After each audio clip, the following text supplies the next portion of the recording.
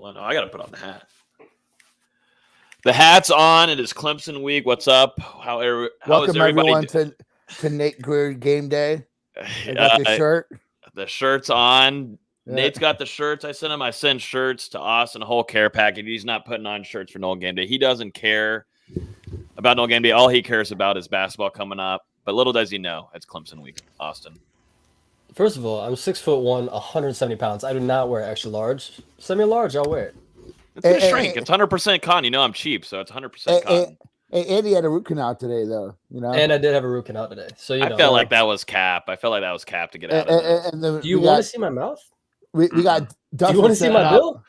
Hey, we got Dustin sent out last week for a boxing game which they lost. Oh yeah. We'll get to that in a second. Yeah, and then we had our best podcast of the year. You know, we did have. We've had plenty of good ones without you, Nate, as well. Oh no!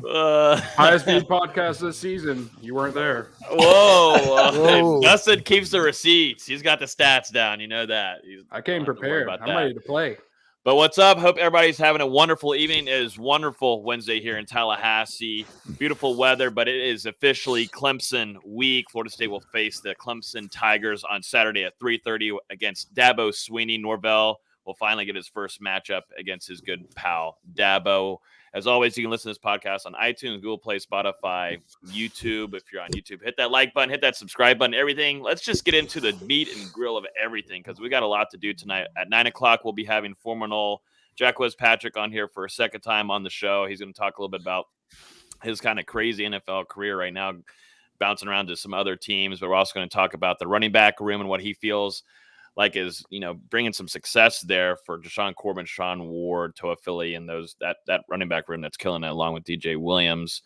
And we'll also get his thoughts and score predictions for this upcoming weekend. That's at 9 o'clock. We're going to go over practice observations from this week. Really interesting practice that we attended. We're going to talk a little Dabo.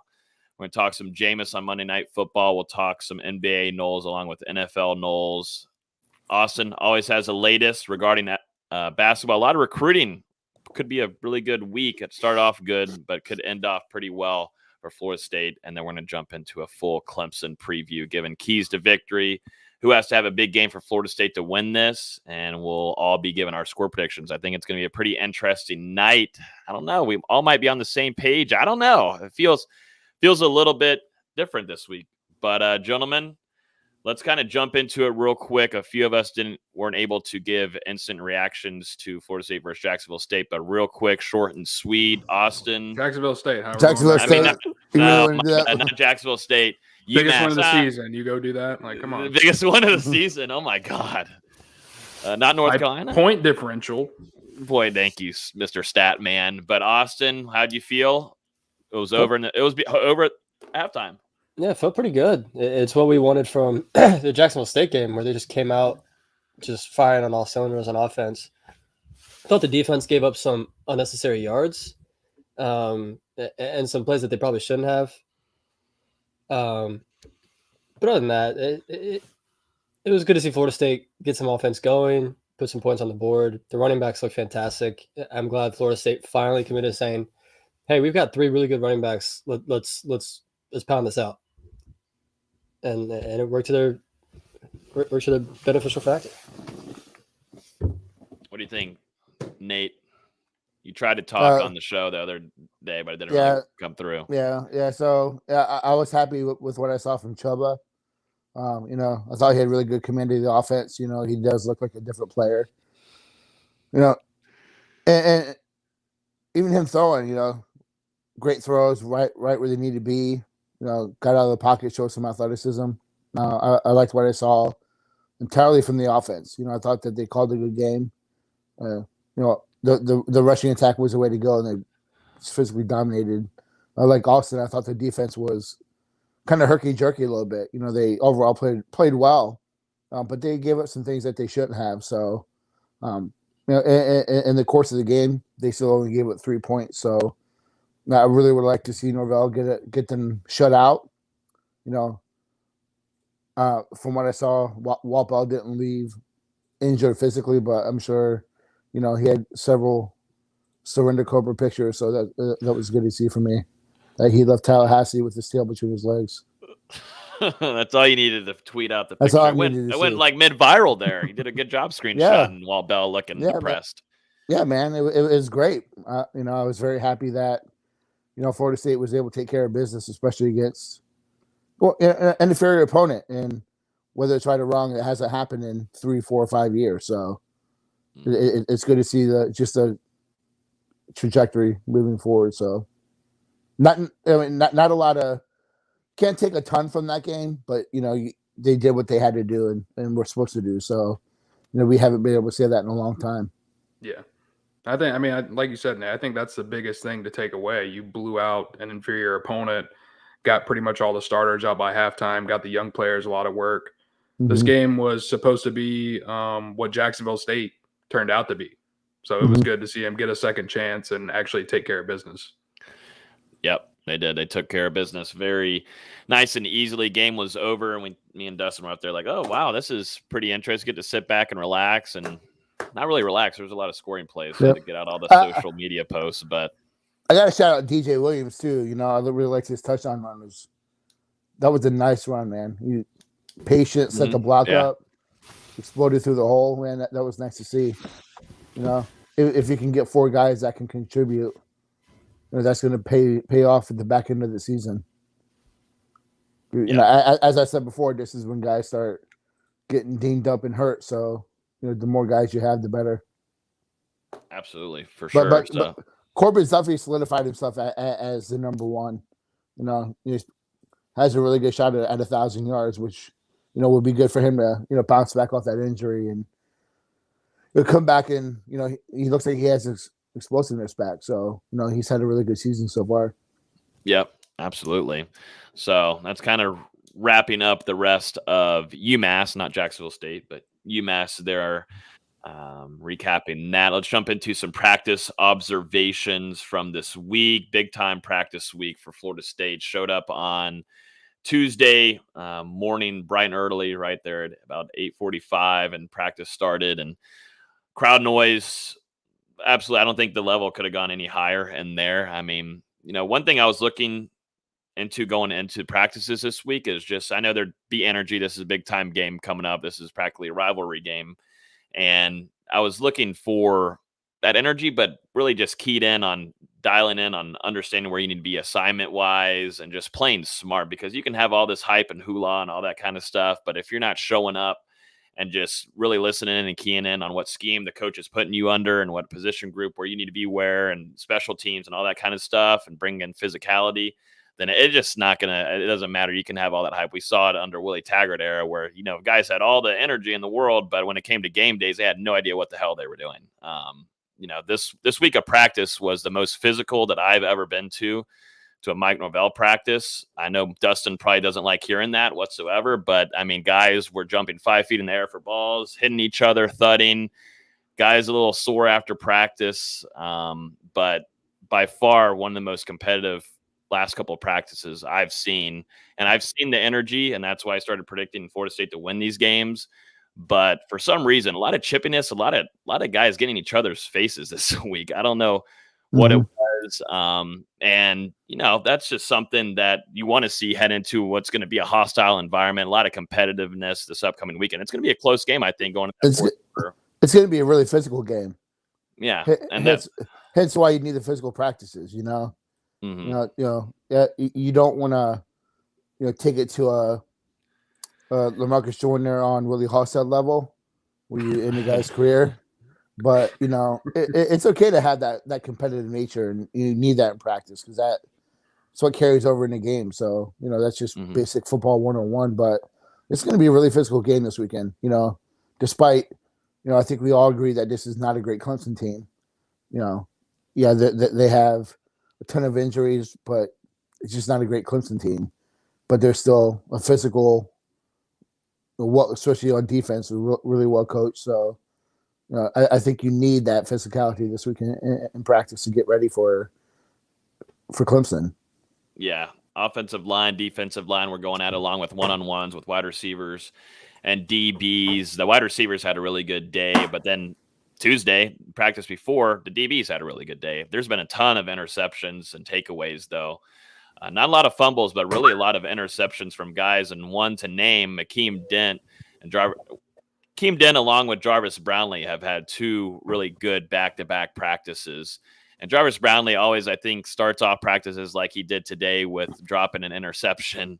And it was kind of down on himself. And Norvell gave him some hard love coaching. Like if you're in the Discord, you know all about that and how Norvell kind of coaches Jarvis. And they've been both public about that. And then for the rest of the practice, he hauls in 2 interceptions and gets a lot of love from the staff. And Akeem Dent, I think, had 2 interceptions, 2 PBUs too today. And, looking at it, does Florida State have Sidney Williams this upcoming weekend? And if not, Akeem Dent's going to be utilized a lot this weekend. I mean, he's going to be there, and he's had a great practice this week, and he showed up prepared. It seems like they had a little kind of a rustier practice because it was installation day on Tuesday, but they bounced back today, and guys were in the right spots at the right time. And that's just how it works in, game prep week. But guys understood their assignments a lot better. And so, the one thing is, what do you see? Is Dylan Gibbons going to be available right now? I'm 50-50 on that one. We'll see if he's going to have the opportunity, but Bavion Johnson is 120% ready to go. He's ready to rock. And I thought since he's been able to sub in for a few guys this season, he's looked solid and he's came in. That if you want to have a guy coming in to sub in for a game and have the guy that has experience, that's Bavion Johnson. And so we'll see about that. But Devontae Love-Taylor, I think, is 120% full go for this weekend. The whole opposite there, and he's looked great. And he looked a lot better today in practice than he has in the last couple of weeks, which is worth noting. I'll go back to Sidney Williams real quick. I think this is a game that Florida State needs him. Again, talk about being physical and a guy that can get up into the box and. I think you're going to see a lot of running from the quarterback this week. I think you're going to see, them kind of get off script of what they've done so far this year. And that's where you're going to need, Cindy Williams, you're going to need Robinson, you're going to need even Gant that can kind of play in the box. Maybe a little bit of a smaller linebacker, but that physical safety that can play close to the line of scrimmage and put pressure on the run game. Yeah, dating back to the UNC game, I've been pretty impressed with that safety duo of Sidney Williams and Jamie Robinson. And like you said, Nate, they're both always around the ball. They help out in the run game, and they're going to be huge against Clemson. But I really like, to have Renardo Green this week too. I just think that's a guy that people don't talk enough about. I know he's been kind of banged up this year, but, if he could be healthy in this contest, it's another guy that he's done pretty well in coverage, and he's not afraid to put his nose in. So, one guy I'll finish off here. One guy to note on that had a really good day offensively was Cameron McDonald. I believe he hauled in 2 back-to-back touchdown grabs. He did drop one in the end zone, but that was after he had those 2 touchdown grabs. They were going with him quite a bit today, but he had a fantastic practice, and we'll just see. Just keep an eye on those tight ends coming into this weekend. Don't want to say anything more, but I mean, Cameron McDonald had a phenomenal day, just being in the right spots, running pretty routes, and Dillingham showed him a lot of love on, just being in that, just connecting really well with Jordan Travis along with Chubba Purdy today. So Cameron McDonald, winner, definitely offensively today during the practice this morning.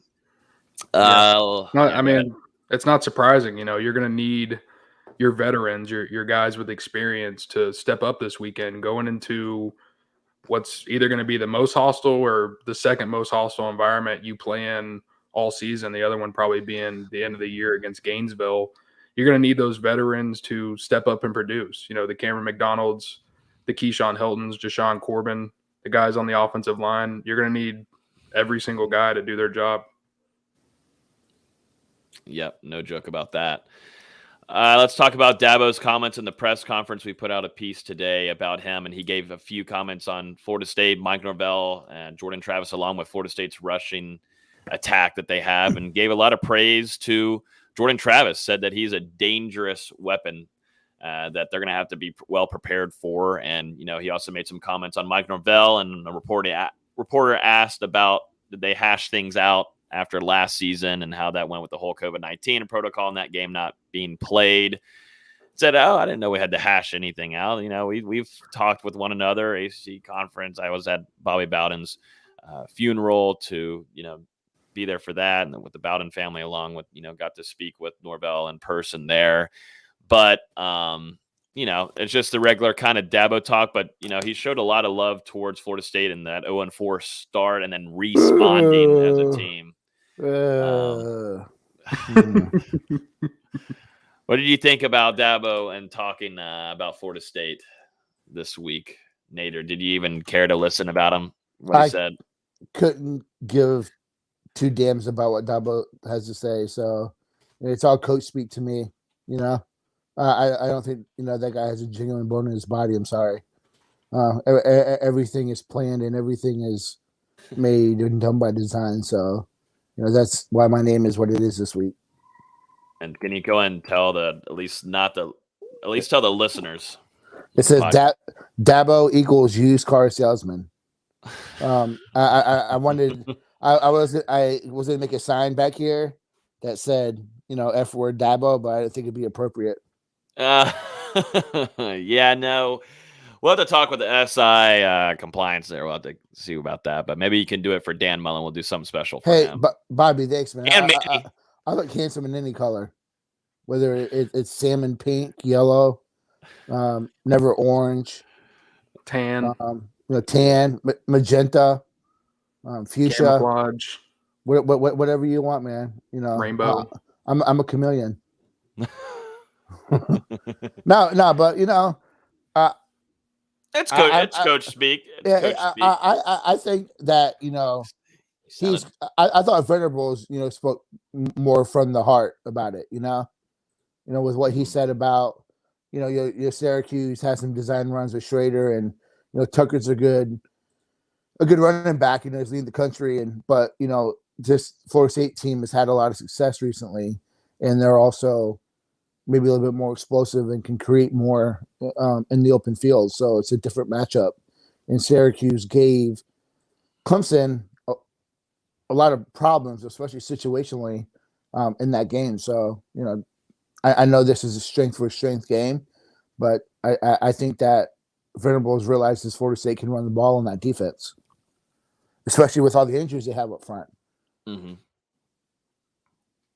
Yeah, I know the injuries up front is something that makes Clemson a lot more vulnerable. That is for damn sure. And it's a little more scary on the Clemson side because of Florida State's rushing attack right now with two running backs averaging 7 or more yards per carry. Like that's extremely, that's a little worrisome. And we've heard a lot of things about Clemson's defense and such, but Florida State's clicking right now on about almost all cylinders. Wide receivers starting to get a little bit more connected, but that pivotal threat of that running game. Florida State's ninth in the country. Ninth in the country running at 235 yards a game. So, they've, last year they were 17th in run efficiency, with a lot of people were surprised. But I think that's something that all of us kind of hit on in our season previews, that if anything, we expected the run game to be, 2 to 3, 4 steps better this year, just with the way that Norvell can scheme, and Atkins and Dillingham, they can scheme up a running game really, really well. So I think we all expected to see that, and I think it's probably been even a little bit better than what we expected.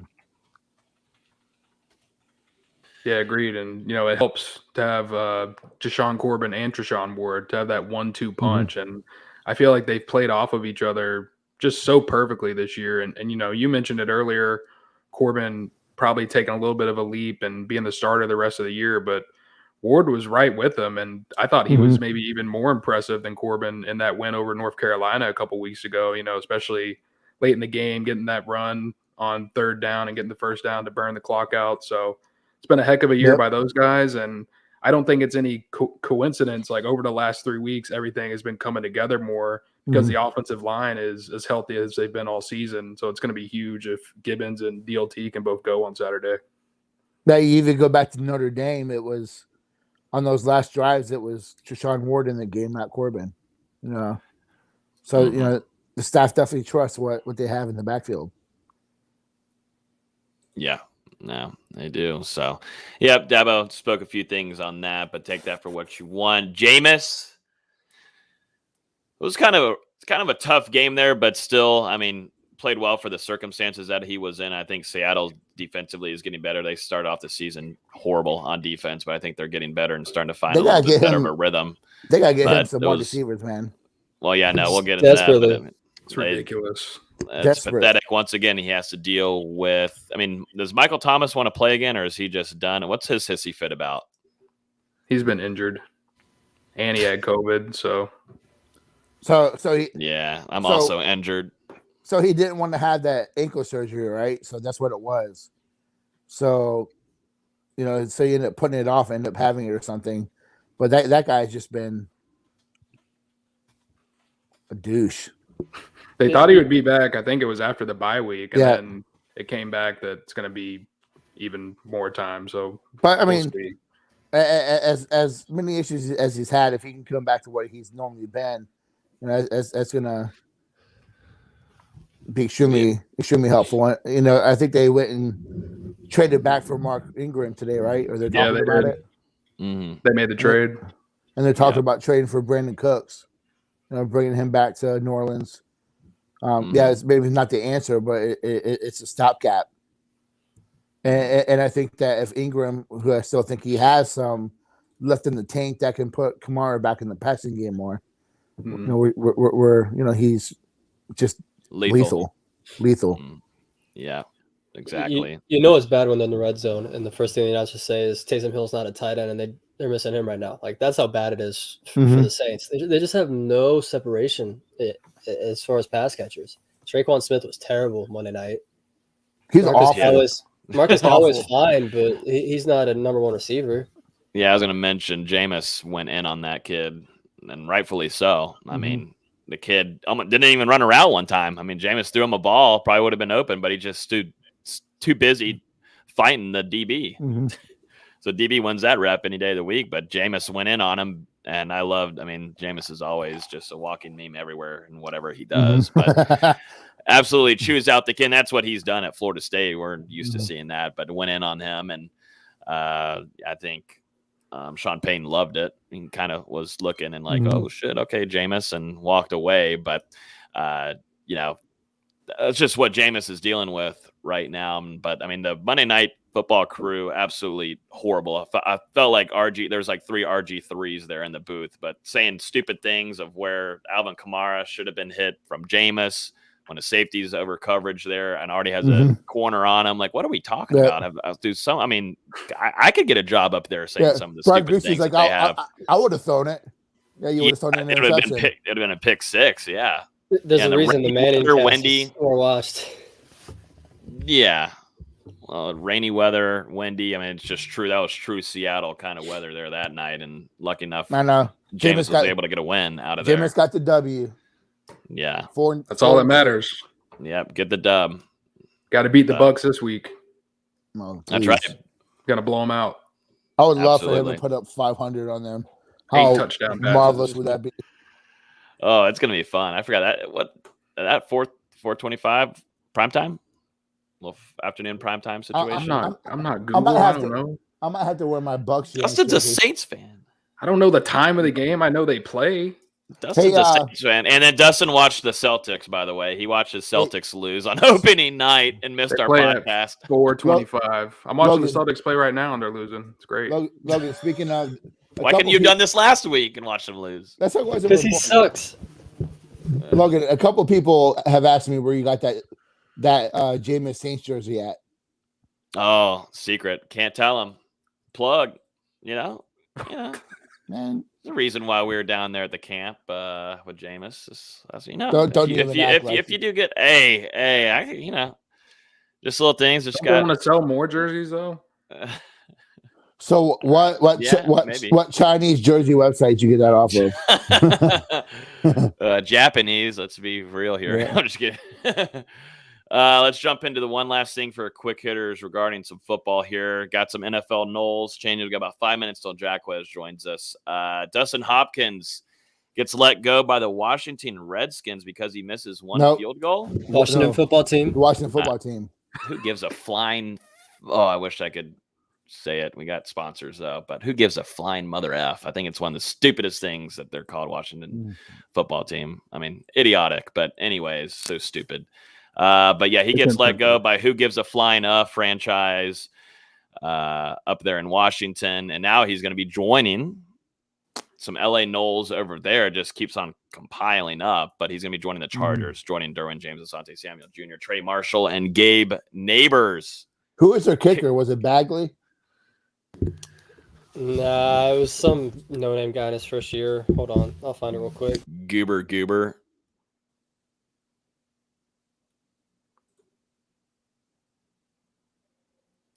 Crickets. Tristan Vizcaino. Yeah, Okay. Goober, don't know. Like I said. And Hopkins got released for Chris Blewett, who went 1 of 2 on Sunday, so he already has half as many misses as Hopkins did all season. Congrats on that one. Washington crappy skins are now my number one team that I hate the most, except for the Bucks. But I hope you're not listening, Dad. Sorry. I was looking for my Bengals hat. Represent the home team. Yeah. Division leaders. Yeah. Whatever. That won't last long. That's fine. How's it being a fan of the worst team in the division? I just got to ask. Worst team in the division. Talk to me in 5 weeks. We'll see what happens. Won't last long. Worst team in the NFL? Okay. Now I'll say bottom 8. Bottom 8. Take the cap off. We had a bye week, so you're lucky. Would have been already in the winning column. Y'all lost the bye week. Your coach got to leave. When's the last time that the Steelers had a top 5 draft pick? I'm not going to even answer that because what you're going to say is, well, get ready for it. It's going to be happening this year. But then if you say that, then I get my quarterback. What quarterback? Oh, actually, no. The kid from Nevada. They're taking Kenny Pickett. They're keeping Kenny Pickett home. Yeah. I actually get yeah. He's staying home just like we did with James Conner. That really worked out well. They're taking Emory Jones. No, man, I'm getting Aaron Rodgers anyways. I don't know what I'm talking about. Sorry. Forgot about that. Let's jump into some basketball before Jacquez joins us, because we got to talk a lot of Clemson here because everybody wants to keep talking about it. But quick hitters basketball wise, FSU lands Jeremiah Brimbley, Austin Vizia. What? Jeremiah Bembry. Let's get it right. Brimbley. You put Brimbley in the docket. That was not me. That was Dustin. Bembry. Oh my God, Dustin just made me look terrible. Oh no, on national television. Let me check. I spelled it right. Well, apparently not, because. Oh, never mind. Shit. Yeah, Jeremiah Bembry. 6'6". Good job, editor. Hey, it's a hard name to spell, all right? Jeremiah Bembry, 6'6" point guard from Allentown, Pennsylvania. Really talented kid. I mean, it's one of those guys where you watch this film, you're like, wow, this guy stands out. Just making flashy passes, super athletic, smooth shot. It's a little slow, got a little bit of a hitch, but it works and it's effective. He's unranked currently, but that's simply only because he didn't play AAU last year and he goes to a tiny school. That's really all it is. But you look at his offer list, it's Ole Miss, Rutgers, Seton Hall, Georgia Tech. It's a really good offer list. He instead of playing AAU, he played in the Egyptian summer circuit and killed it. He's a really talented guy. Staff thinks very highly of him, and get him on campus. He commits pretty much right away. He was on campus till Sunday and committed Monday. So really good get. Him and a guy that will be coming later in the week will be setting up the point guard room very nicely for the next couple of years at Florida State. Whoa, getting some hitting here. Did he play in Egypt? I think so. Like you said, the Egyptian Summer League, right? Summer circuit. So like kind of like circuit. Yeah, kind of like AAU here is kind of what the vibe I got was what he did over there. Is he Egyptian? How do you get over there? That's a question I do not know the answer to right now. I think he flew in a plane. Okay, a boat. Boat. All right. A cruise ship, Carnival cruise ship over to the Gulf Coast. I don't know. And then to keep going on recruiting, another guy that was on campus this past weekend, 4-star combo guard Chandler Jackson. He will be announcing Friday between Florida State and Tennessee. And if you've been following any prediction sites, you'll see where he's going to go. Ever since he announced his decision at noon today, he's picked up 7 predictions for Florida State.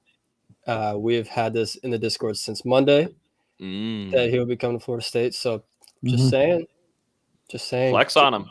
Be Patreon, join the Discord. We had it before anybody else, and I mean anybody else. Momentum for the season.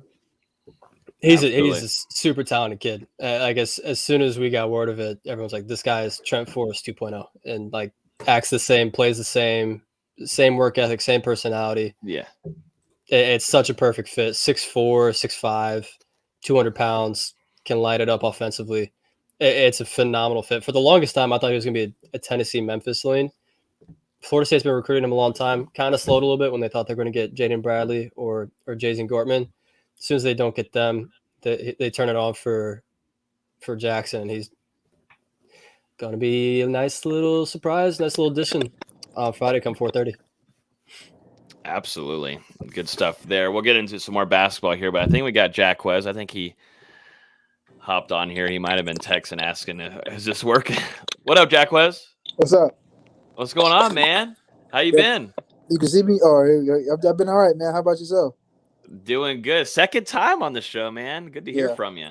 No doubt, man. It's a blessing.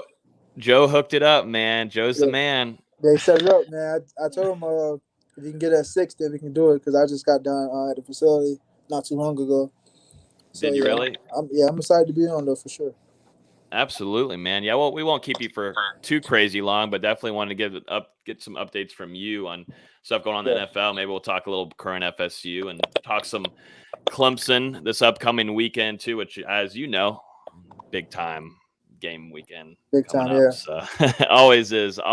But yeah, let us know what have you been up to and everything, because obviously the NFL career, and it's always crazy there in the business. You know how it is now, being in there for a while. But talk about maybe a little bit of time that you had with Cincinnati and now transitioning over to the West Coast. Yeah, so, obviously you got my first shot in Cincinnati. I was there for through last year and through preseason and about a few weeks this year. They put me on the practice squad to start the season. After I had a really good preseason, I thought. And sometimes it's just numbers and the way it goes. And that's the unfortunate part about the business. But I understood it, and I just was always preparing myself, just because I knew another opportunity could come, with being on the practice squad, but I actually like Cincinnati, and I had no problem being there. I enjoyed my time there. And, it's pretty cool to see them having success, that they're having, I know a lot of those guys in the locker room, so it's always easy to root for those guys.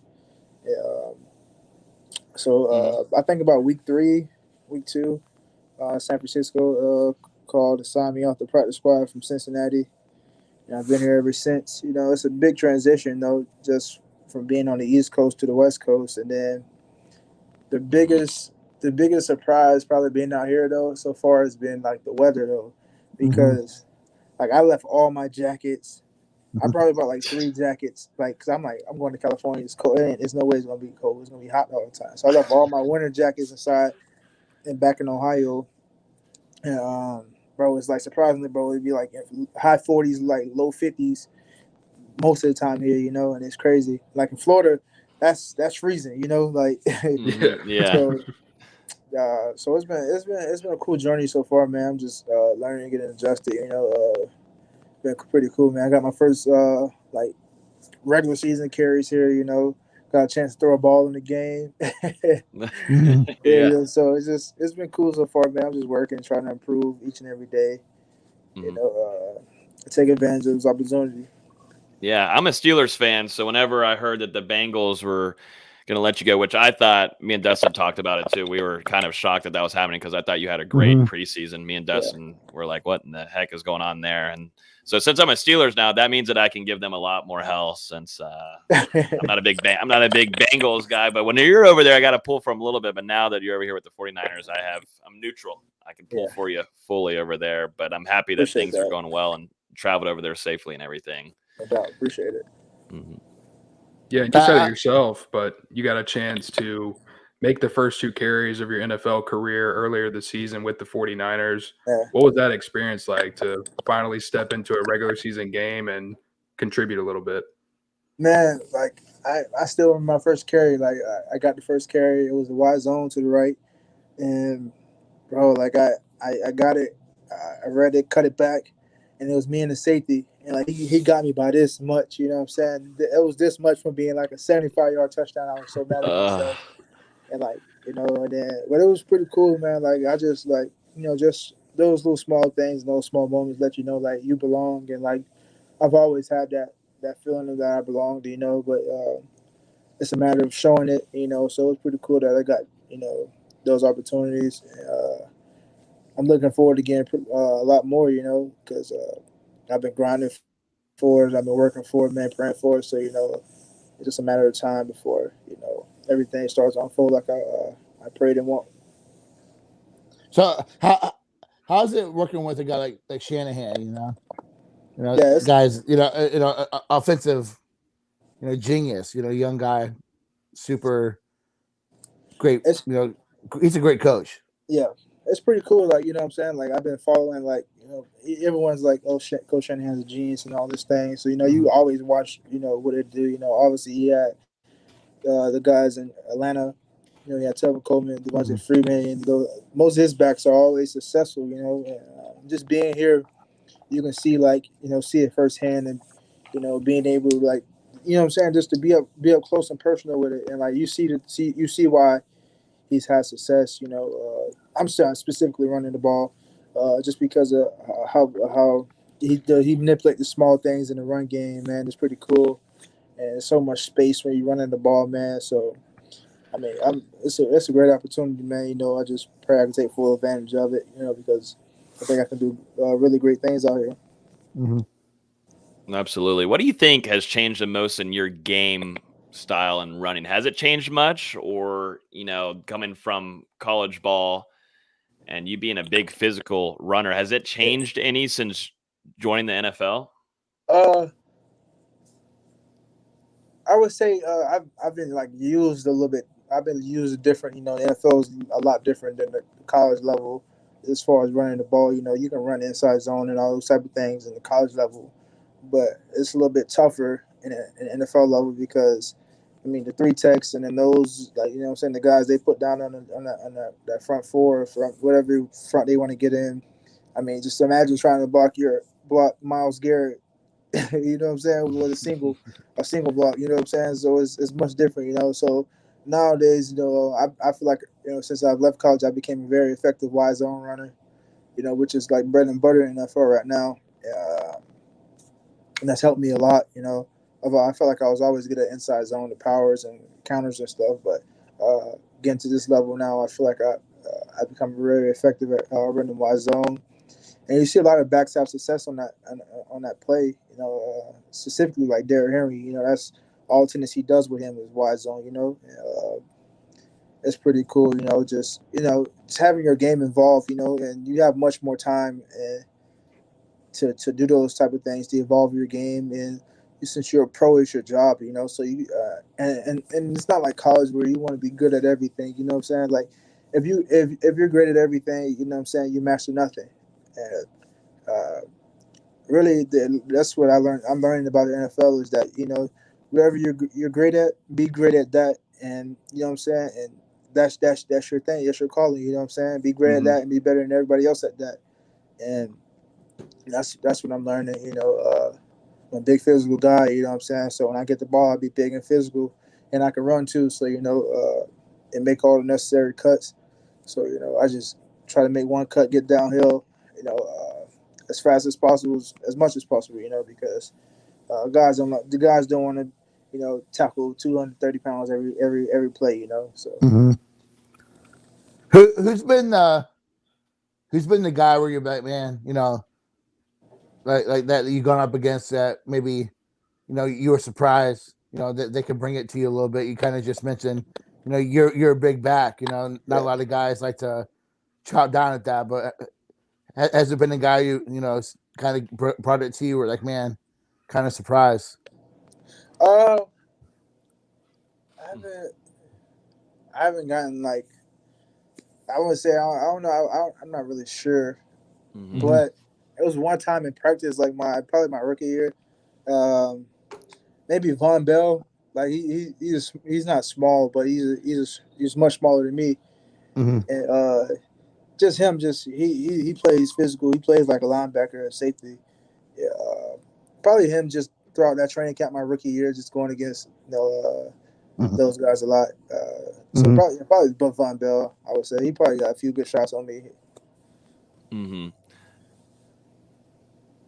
Yeah, you weren't the only former Florida State running back to get a shot with San Francisco a couple weeks ago. Yeah. Chris Thompson was there for a short stint. Now he's in Chicago. And, I know you guys didn't get a chance to play with each other in college, but did you get a chance to have any conversations with him when you were together in San Francisco and get any advice from a guy who's played a long time in the league? Yeah, I think Chris is going on 9 years, but like Chris was like, even though we didn't play together, me and like Chris always communicated with me like throughout my time at Florida State. Like Chris will like reach out to me. I remember around draft time, Chris reached out to me. It was like, man, it's not about where you get drafted. It's about what you do, the opportunity when you get there. And like Chris was one of the most humblest guys you'll meet. You know what I'm saying? Like when he was here, like he was making sure like I got to the stadium. Make sure that because it was a time change.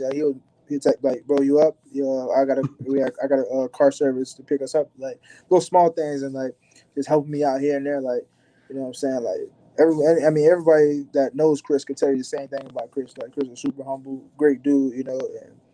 And I appreciate it. I appreciate even knowing him. You know what I'm saying? Because it's beyond football. He's a really good dude. I'm happy. He's get the opportunity in Chicago. We actually play Chicago this week, so I'll see him. Nice. Got to get a picture afterwards so I can post it on social. No doubt. I want to ask about the lineage, the recent lineage of running backs coming out of FSU. Yeah. You're part of that, and you look at, I guess my question is, I've always thought that the game is changing a little bit in college, where there's not a lot of primary runners anymore. There's a lot of guys who share carries. How'd you look at that in college? Were you a guy who wanted to be a primary carrier, or did you kind of like that you could kind of share the load?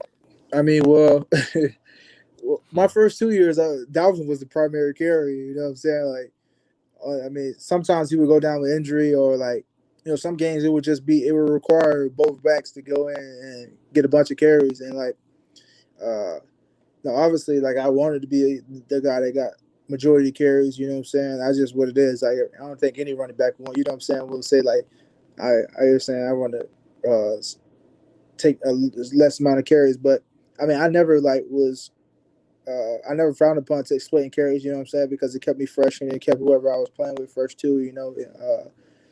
It was always cool though, because you create sort of a tandem, between whoever it is, or you know what I'm saying. Like for me, we really split carries with me and Cam, and like you know what I'm saying. Like we just knew like when we came into the game, like this is what we had to do. You know what I'm saying, and we knew we was getting this amount of touches, and like it's just not even a competition, but it just creates like, okay, I know you're gonna get this amount of touches, you're gonna get this amount. You know what I'm saying. Let's see who you can do.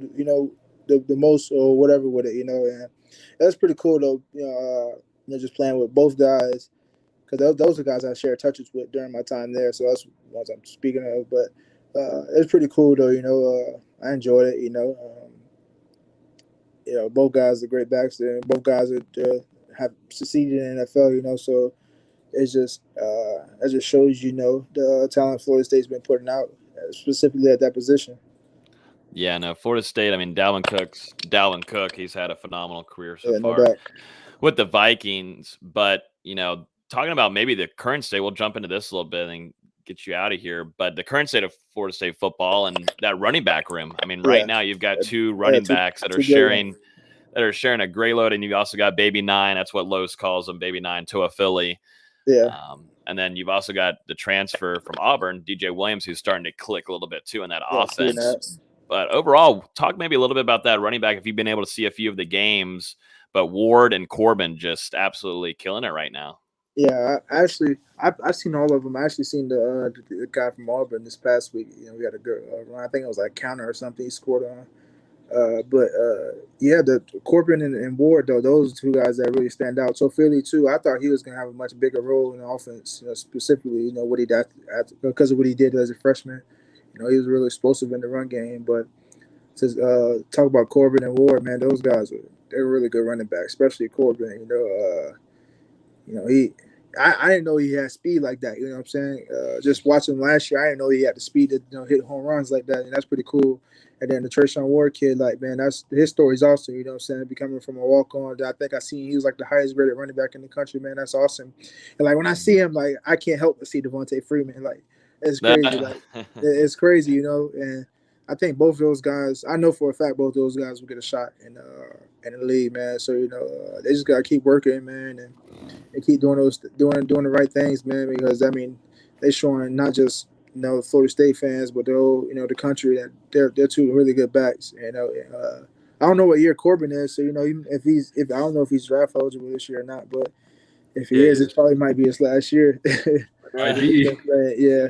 Do you think he could? Do you think that's now going to be the big question mark heading into the end of November? Is going to be like, well, does he have a chance to go? How many yards does he have?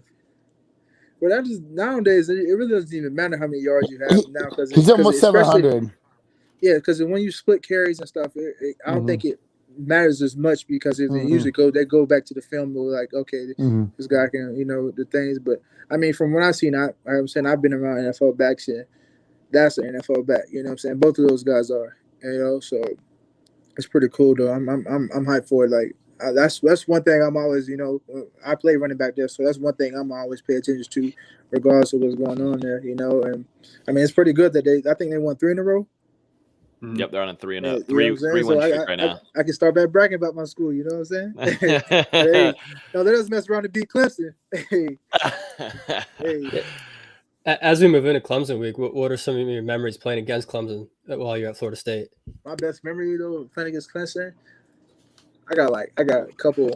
My best memory. Feel free to share. My best memory playing against Clemson though was I had tore my meniscus my junior year, and I was supposed to be out like 4 to 6 months, and I ended up having surgery, and I ended up coming out of surgery. I'll never forget. Like I came out of surgery and I was walking like I was normal. I was like, "Where's my crutches?" Like what I'm saying? They telling me like, I'm like, they're like, "You're fine. Like you don't need them." And they was like, "Yeah, the injury was like an old injury." And that you can potentially come back in a week and a half, 2 weeks. I'm like, huh?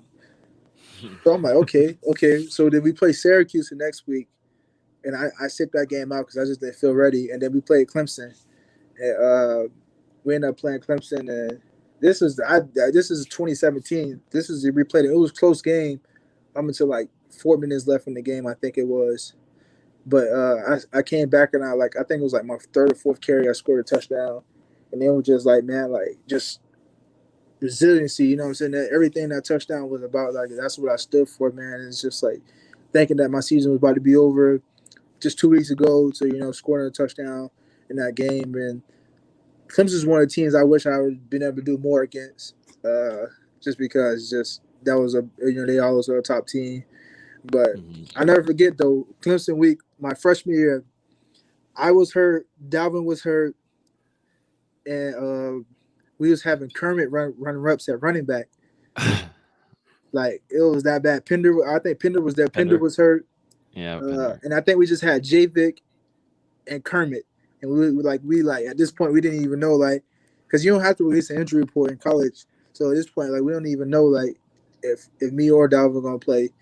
You know what I'm saying? So we just looking and then Kermit was back there taking reps at running back. He was so scared. He was going to go for 100 yards. And it was crazy. Dalvin went for going for 170 yards that game. Bro, he didn't. Me and him didn't practice that whole week.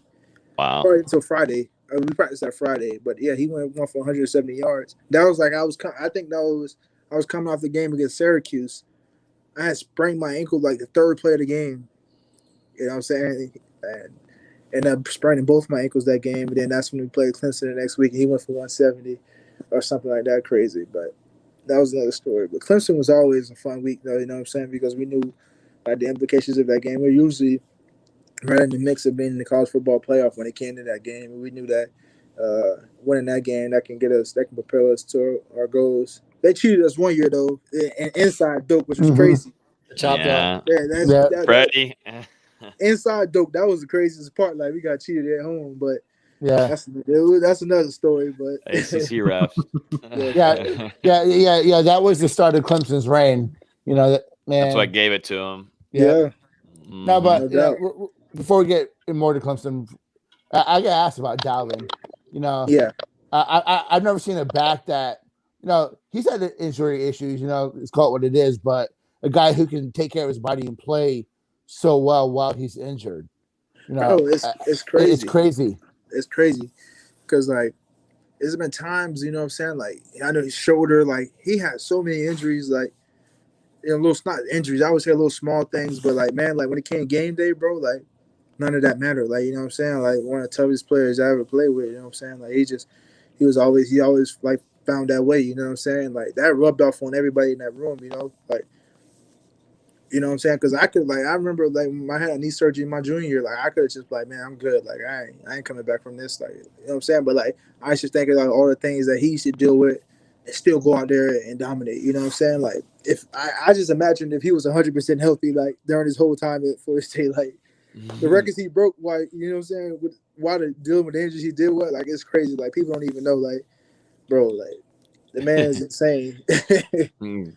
Crazy. He is crazy. Before, I don't know if you want to, we'll get to that as score predictions if you want. But before that, I wanted to ask real quick, too, because we talked with a fellow Sports Illustrated guy that covers Clemson. And I talked with him earlier tonight, and he was saying that Florida State, you know, that's one of their biggest rivals just because South Carolina, you know, hasn't been really competitive with them in a very, very, very long time. But where do you put Clemson? Do you call them a rival, or you know, is it that way? I know Florida, Miami, those are different animals, but are they a rival to you guys, or what? For me, the way I would rank it is Miami, Florida. Well, I don't know, Miami or Florida. Either way you want to rank it, then Clemson. Yeah, you know what I'm saying. Like it just depends on which team is better at the time. I would say between Florida and Miami. Florida was usually a little bit better than Miami when we were playing them. Yeah. So for the Florida games were always, you know, a little bit. But the Miami games had a different type of energy, though, in my opinion, just because we had a lot of guys that came from Miami and the history of the rivalry. Like, and I mean, that's what legends were made, you know what I'm saying, even in the Florida game. But I feel like I would say Miami, Florida, then Clemson for me. Okay. That's because, though, we were dominant over Florida, though, for like most of my time there. So that's why I could probably have that opinion of it, you know what I'm saying? Because the Florida games, Dustin, my last question for you tonight. You know, Florida State, they're going into Death Valley, a really tough environment on the road. You got a chance to play there in 2015 and 2017. So what were your experiences like, and, you know, how tough is it to play there? Man, they get super loud there. Like, loud where you can talk to somebody and they can't even hear you, you know? And, like, that's one of the games we always use. We usually use signals for most of the games, but we definitely had to use our signals for that game. And, like, that's a great place to play and great environment. Like, you know what I'm saying? Like, especially, like, we knew that we used to play them in prime time. So, like, that was even better, you know? And it's definitely a great experience, you know? But it's nothing like dope. It ain't nothing like dope, you know what I'm saying? Dope in prime time is nothing like that. But I mean, I get hats off. They got a nice stadium, and it's cool to play there. Go ahead. I was going to say, what would you tell a guy like Treshaun Ward who he's not seen really playing time in this kind of hostile environment? What would you tell him? What kind of advice would you give him for a younger guy? And like I said, not had a lot of experience in these kind of environments. Yeah, really just to make sure you're here to play and just treat like any other game. You know what I'm saying? Coach is going to take. I know they probably got the noise at practice this week, but yeah, just treat like every other game. Be a little bit more attentive to detail, especially just because you probably won't be able to hear the calls and stuff. Or I'm pretty sure they're gonna have signals. But man, just play your game. Be you. Don't change. Don't ever change just because the environment change or the circumstances change. Like, bro, just be you every day. You know what I'm saying? If he continues to be himself, like, you know what I'm saying, he's gonna be fine. You know, a lot of the young guys. I mean, that's just the reality of it. Some of the young guys is gonna be, they're gonna be shocked by it. You know, or that's just what it is, you know, because a lot of guys have never played in that type of environment, you know. But, I mean, Clemson, they're not really the Clemson of old. So, you know, I don't know if their fans are gonna show up, but regardless of who shows up or not, you know what I'm saying? You can roll out in the stadium, nobody shows up. Football still gotta be played, you know. That's one of the things Jimbo always told us. Like, it don't matter who shows up. I mean, we're gonna play you, we'll play you in the parking lot, you know? Yeah. Yeah. And I have one more because we haven't had someone that's most recent having played at Florida State, but we've seen a lot of growth and maturity wise these last couple of weeks, at least the season overall, and guys holding each other accountable. And how big was being a leaders, you being a leader along with other guys in y'all's locker room during your time at Florida State? How big does that play a factor on the game, on game days, and how, you know, things go about? Because now you're seeing guys call each other out on plays when guys are roughing the passer. You know, we saw Gaynor get called out by Keir Thomas this past weekend. We've seen it before where Sidney Williams was chirping with the player, and you saw Jarrett Jackson come over and pull his helmet over and say, "No, we can't be doing that." How does that kind of growth there do for a team, you think? And did you have any kind of leaders on your team?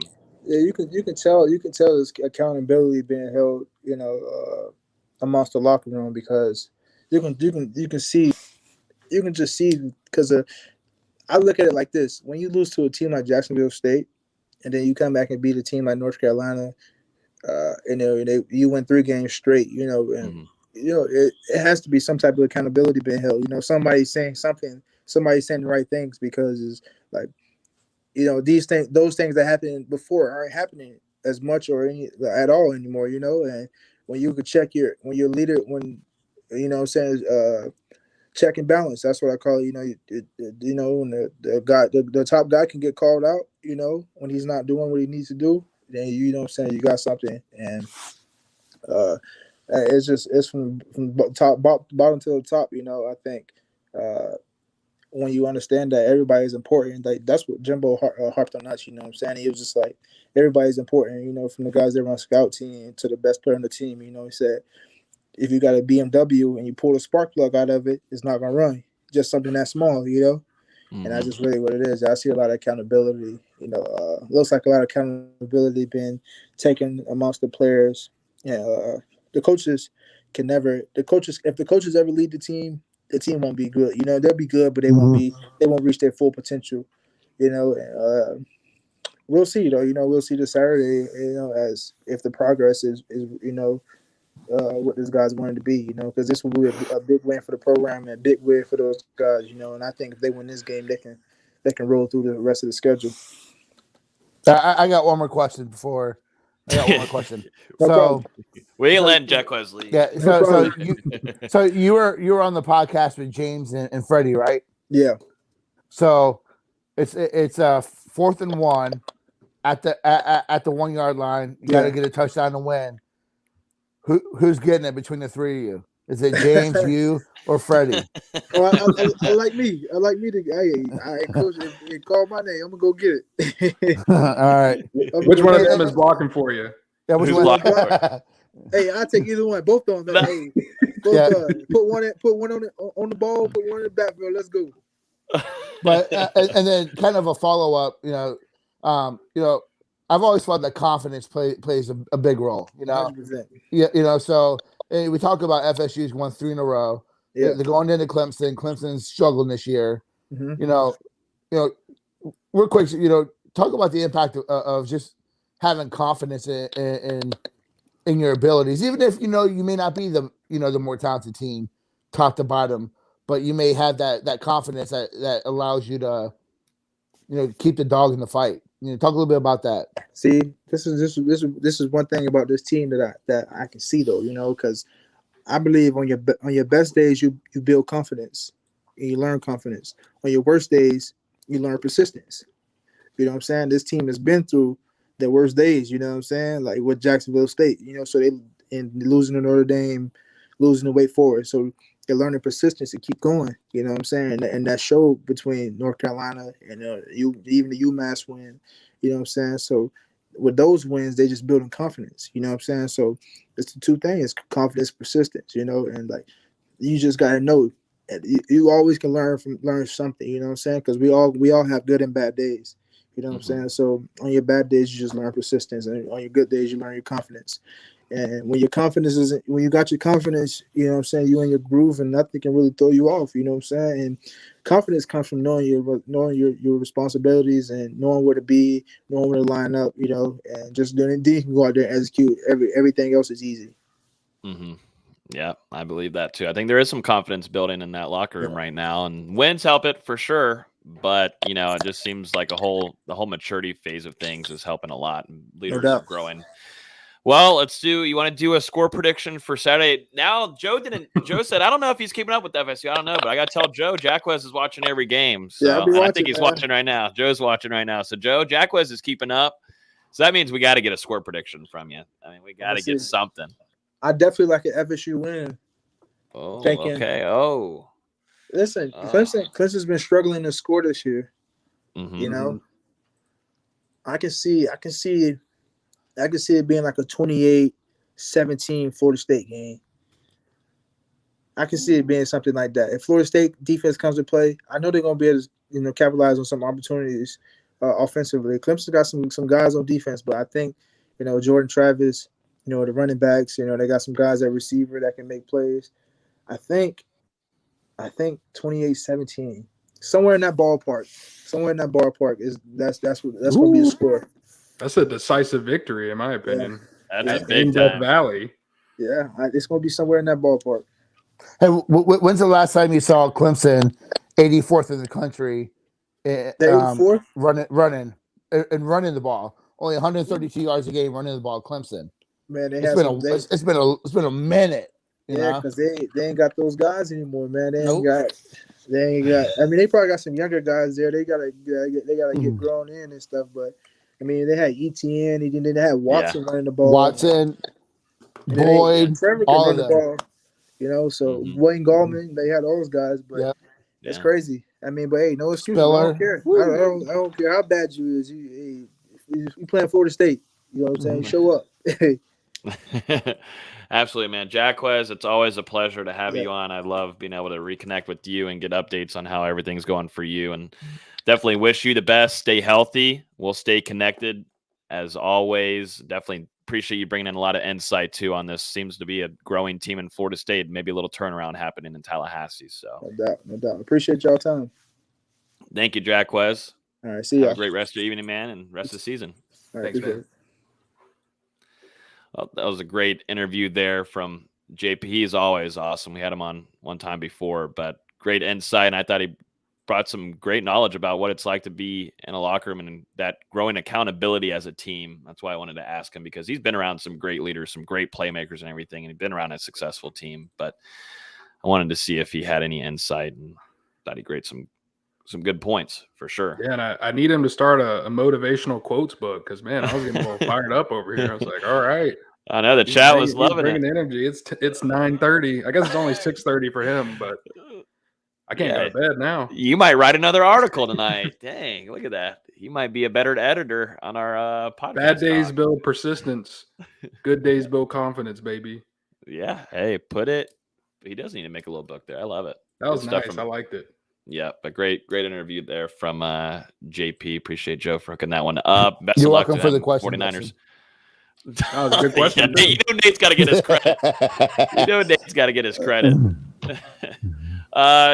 Austin, run us through the last little bit of basketball here, and then we'll jump into a fat part of this Clemson preview. So we were talking about Chandler Jackson. The third guy that was on the visit was Ala Etin Boutieb. I pray I'm announcing that right. Better than I'll learn by the time he's on campus. Let me try. Oh, yeah, you go, Dustin. You say it. No, you go ahead. Ala Adin Boutieb. I think we're all in the same realm. He's a Moroccan big man that's currently playing in France. Skilled, talented big. He should be coming to Florida State. He would have committed on Monday, but he's still trying to figure out some paperwork. I fully expect him to commit to Florida State, hopefully sometime in the next week. And then that'll be the second time this season where every guy that came on a visit committed when they all came together. Because first it was Tom House and Deontay Green. Now you're looking at Jeremiah Bembry already committed. You got Chandler Jackson probably coming Friday, and then Boutieb sometime next week, hopefully. Yeah, so Jackson was a guy that you weren't too confident on maybe coming into the visit, but it seems like the Florida State staff, once again, they blew a visit out of the water. Once I saw he brought 9 family members to the visit, I'm like, okay, he's coming to Florida State because no one brings 9 family members to visit. Usually you see like a mom, a dad, and a sibling. You don't see the entire extended family, uncles, cousins showing up. It was cool to see, honestly. I'm glad they had a good time, and I'm really looking forward to his announcement for Friday. So I think you said 2 weeks ago. Florida State, recruited a lot of these big time guys. They thought they had a chance at some of these 5-star, whatever you want to call them. How you feel now about where Florida State's at recruiting wise? Some of them a little bit less known, whatever, but you can't doubt this staff's ability to kind of scout. To scout and most importantly develop. They know how to develop guys, just turn them into NBA guys. We've seen it with 5-stars like Patrick Williams. We've seen it with 3-stars like Devin Vassell. They know how to turn these guys out and put them in basically a factory now of just making them athletic, making them 3-point shooters, how to play the game of basketball correctly and know how to play a role because that's so big in the NBA these days. I don't follow basketball recruiting too much, but it's like sorry to cut you off, but it's like they have a mold and they do a great job of like finding the next guy, and there's really not a ton of drop off while they're starting to bring in these Clevelands and Worleys and even back to the Bacons and Mans, Yeah, and part of it's just like with point guard, you're kind of seeing it with how they recruited the last few years. They want the next Trent Forrest because Trent Forrest was just so impactful for this program. They bring in a guy like Jalen Worley, who's 6'5", athletic, plays the game at his own pace. Going to bring in a guy like Chandler Jackson, 6'4" combo guard, which is what Trent was listed as, coming out of high school, plays the game at his own pace, super great kid, super hard work ethic. Jeremiah Bembry, 6'6" point guard. Like you're seeing this just over and over and over. They consider themselves Big Guard University for a reason. These guys are just they want these bigger guards that they're going to give you hell 94 feet up and down the court all game long. And to your point, but like 2 weeks ago, things were looking dire. Julian Phillips commits to LSU. You'd already lost Jason Gorman to overtime elite. Dylan Mitchell had started leading to Texas, which he ended up committing to Texas this week. Things were looking pretty rough, but to recover with getting Chandler Jackson and Jeremiah Bembry at the point is that really sets up your point guard room for the next 3 years. At bare minimum, along with Jalen Worley. You get 2 really talented bigs in Cameron Corrin and Boutieb. Tom House is a very skilled shooter. We'll see what he develops into. And then Deontay Green's just this hybrid forward role that can play the 3 or the 4, hit the 3, score from all 3 levels. I think they still got to get a wing. It's got to be a transfer. The fact that they're bringing in 6 freshmen essentially is mind-blowing. So next year might be a little rough trying to break in all of these new guys, but they've given themselves at the very least a baseline to have a very successful 2024, 2025. Because some of these guys are really, really talented. They just got to get coached up a little bit. And then Florida State. Sorry, my cat is just attacking me everywhere. Like just getting in front of the camera. I can't type anything whatsoever. She's licking my hand while I'm using the mouse. I'm just over here just getting battered right here. But I'm staying in it. I'm confident. I just got all the hype from Jacquez Patrick. I'm focused and I'm keyed in. Florida State does have an exhibition game, though, tomorrow. They're on the court tomorrow against Mississippi College. I can't wait. I don't even know if I'm going to be able to watch. Because I don't know if they're going to stream it. I don't know if it'll be on any networks after, but I'm so desperate for basketball. Probably not. I doubt it. That's why you get in the Discord. You get the inside scoop from VZ. Hoping Dustin will be at the game, so at least somebody has an idea. It's free. Like, wow. Come on, Dustin. Would you say, wow, you live in Tallahassee, Logan? Yeah, but he doesn't know the difference between Jalen Worley and Matthew Cleveland, so. What? Yes, I do, clown. Of course I do. Come on now. Damn. Jesus. And I love Michael here. We're still a football school, right? But really excited for basketball. If I get an extra nap in tomorrow, I might make my way out there for a half. But crazy. Get your nap in. Oh, my God. You want me to go please take care game? of your son. Jesus. It's 2 hours. Are you 12? Is it the fiance? Is she telling you can't go? No, I'm just come on from work. Bro. drink some warm Work is milk, killing take me a this nap, week. drink some hot tea, chamomile tonight. Get some rest, get up. Did you say camel milk? Yeah. No, chamomile. It's just spice, dude. It's get some hot tea, get some rest, so you can go watch one half of basketball. I'm excited to see these young guys. Hopefully that's all. Hopefully that's all you would need versus Mississippi College, unless they take it deep into the second half. Then, Austin might be on watch. I ain't staying to watch all the walk-ons play. I'm just saying. You're telling me you don't want to see Harrison Prieto play? I'm offended. Don't say anything. He probably listens to this. I appreciate his weather forecasting. That's crazy. Harry, you're my guy. Oh, my God. Sure, I stand up for you. It may just be me. It may just be me. Also, shout out to former walk-on Will Miles. It's his birthday today. So, shout out. Shout out. Shout out you. Shout out. Hit 5 stars on We're gonna have to get it on a pod this week. That's one of the funniest dudes I've ever met. That's right. We're gonna do a full-on breakdown of the season. Don't worry about that. VZ's lining up the guests. Let me know when you're ready. A-list. I got Only all the A-list. basketball knowledge. Yeah. Oh, God. Yeah. But yeah, let's jump in. Are we wrapped up on basketball? Because the people are itching. The chat is like asking 80 questions about this Clemson game. Real quick, we'll mention Scotty Barnes just absolutely torching the NBA so far. He killed us, bro. He killed us. Put up a double-double. And let's talk. 25 points and 13 boards in his second game. Whew. Are we not going to reminisce about what Dustin said a couple months ago about Scotty Barnes? Didn't you say that he's going to be a bust and you hope Boston doesn't take him or something like that? Hey, he's having a great start to the season. Still needs to get that 3-pointer. Hey, Logan, right. I need mid-range is bring that back up. I need you to find that and cut that into the podcast. Bring it up. He's having a great start to the season. He's proving the doubters wrong right now. But hey, we're 4 games in, baby.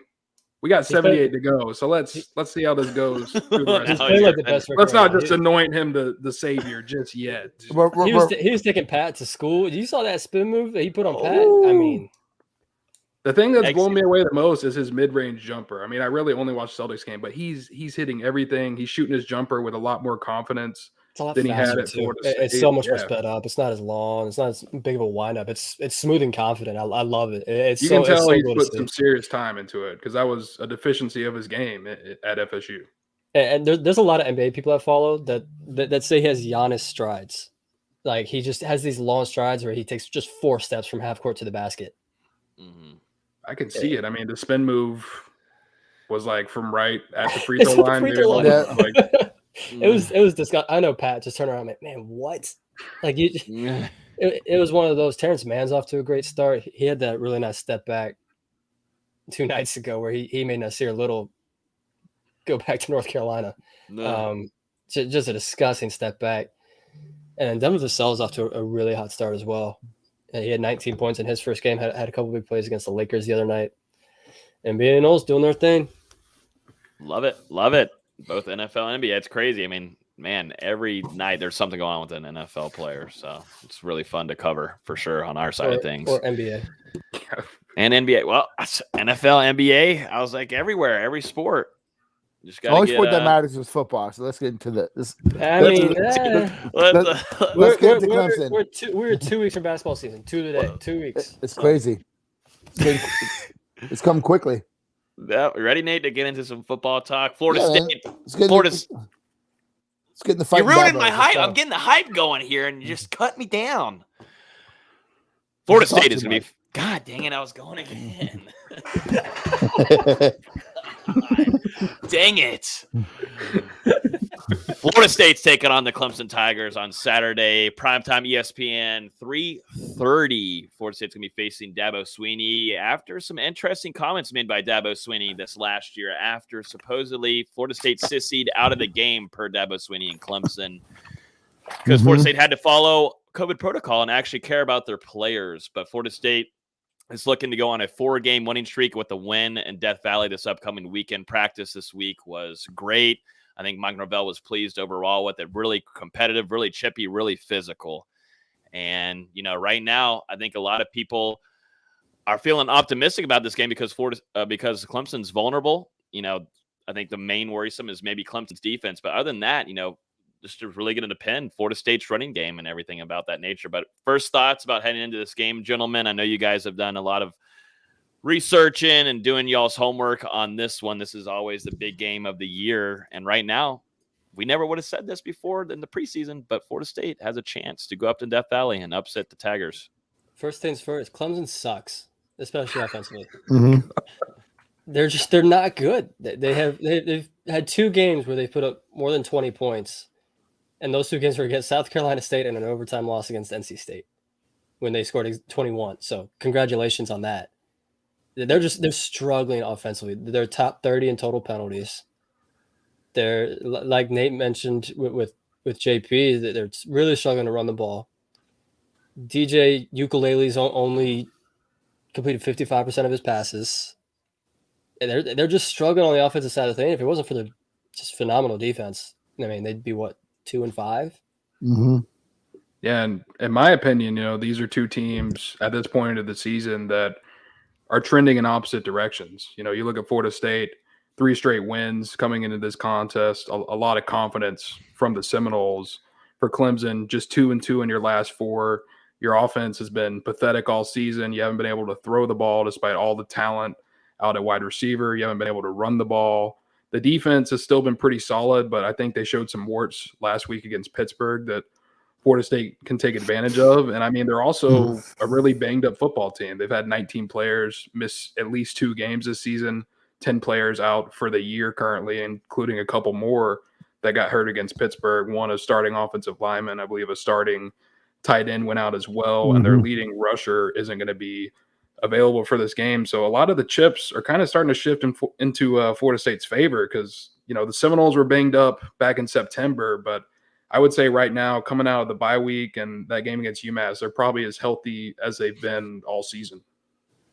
I want to start my Clemson preview with a shout out to Tiger Net. I have a screenshot. I've been waiting for this.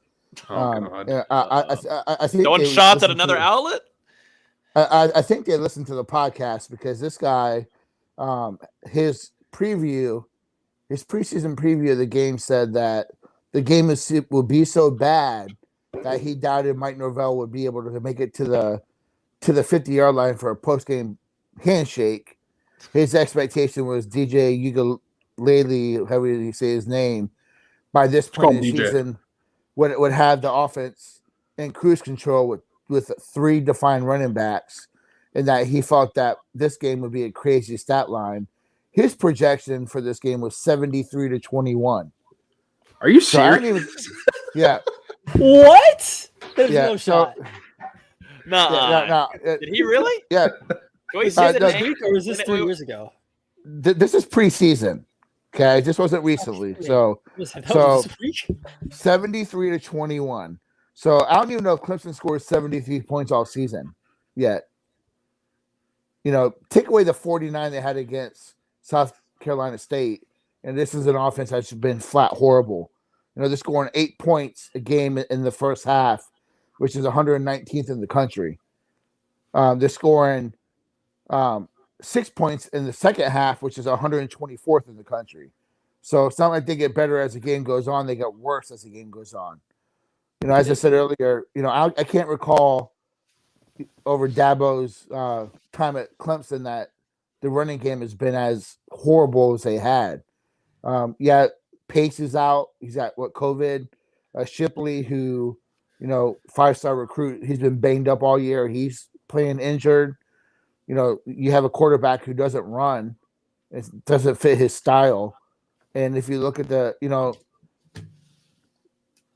what's his face? Trevor Lawrence, Taj Boyd, Watson, even the guy Bryant, all guys that could run and open up that offense. And now, I think that hit a lot of warts that Clemson had with the run game. They really haven't had a true number one guy. They have had NTN, and then maybe Gallman you can put there. But, I think NTN is way more of a miss than what you have with Trevor Lawrence. I think that is killing them more than anything this year. But Clemson's offense is horrible. one thing I've been tweeting about all week is that I think Florida State fans are afraid to say that FSU can win this game because of what happened early in the year. This is a completely different team.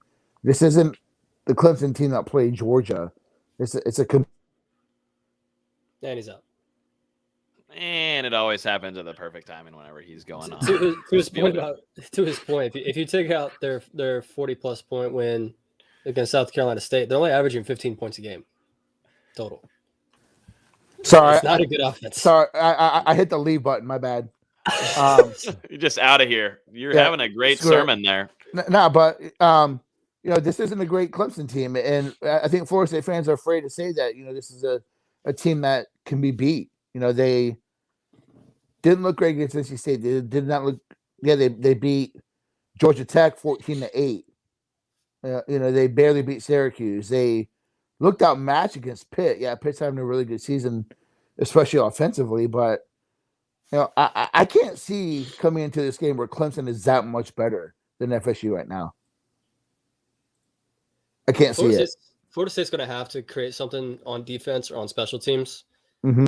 Just because while Clemson's been struggling, their defense is still really good. Yes, And we've seen them just be able to shut down drives. Outside of the Pitt game, where Pickett's just having a phenomenal season, you can't really fault Clemson's defense. But outside of that, I mean, they held Georgia to 10 points, and ever since then, Georgia's just looked unreal. It's still really talented, but it's not really the same defense. team. It's not the same team, but Florida State's still going to have to create something on defense to get them in good field position. Correct. Maybe it's a long punt return, long kick return, but they're going to have to do something on defense. Force a fumble, get a pick, do something to give your offense a chance to get some points. This is a game where Travis is going to have to hit those deep shots. He's going to have to stay in the pocket, look downfield. Clemson is only, I think, getting 3 sacks a game. They're not that much better. I think they're 68th in sack rate. FSU 67th. So, there's not much difference there. FSU's pass defense is a little bit better than Clemson. Season to date, the big difference is the running game. But you look at Clemson, like I said in our production meeting, they're giving up 5 yards of rush on first down. That's a big opportunity for Florida State to stay ahead of the chains and not have to be so dependent on the big play. If they could just, wear down a team that is banged up. But yes, they will have to hit some chunk plays through the air, and they will still have to play a clean game. FSU is not good enough to have 100 yards in penalties and 2 turnovers and when they got to still play clean. Yeah, it's nothing too fantastic or monumental, but it was announced from Dabo Swinney that Kobe Pace is in COVID protocols, so their leading rusher, Clemson's leading rusher, will not be able to play on Saturday against Florida State. Not that he's had anything too crazy, fantastic. Like I'd mentioned, only 327 yards on the season, averaging about 5.5 yards per carry, only 3 touchdowns. Yeah, a little dinged up too over here. But that offense, I mean, it is atrocious. Yeah, and I think, this one's really going to come down, in my opinion, to who makes less mistakes on offense. You look at Florida State. On offensively, you've turned the ball over 1 time in your last 3 games. You haven't killed yourself with penalties. You're going to have to do that again in Death Valley. And I really feel like the first team that hits 20 points wins this game. I don't think a team hits 20 points. No. I will get to score predictions later. I just don't think a team gets there. Florida State's going to have to be like, they're going to have to create plays like they did against UNC, where they're sucking down the defensive backs to get those play actions over the top. It's going to have to be things like that to get those chunk yardage plays.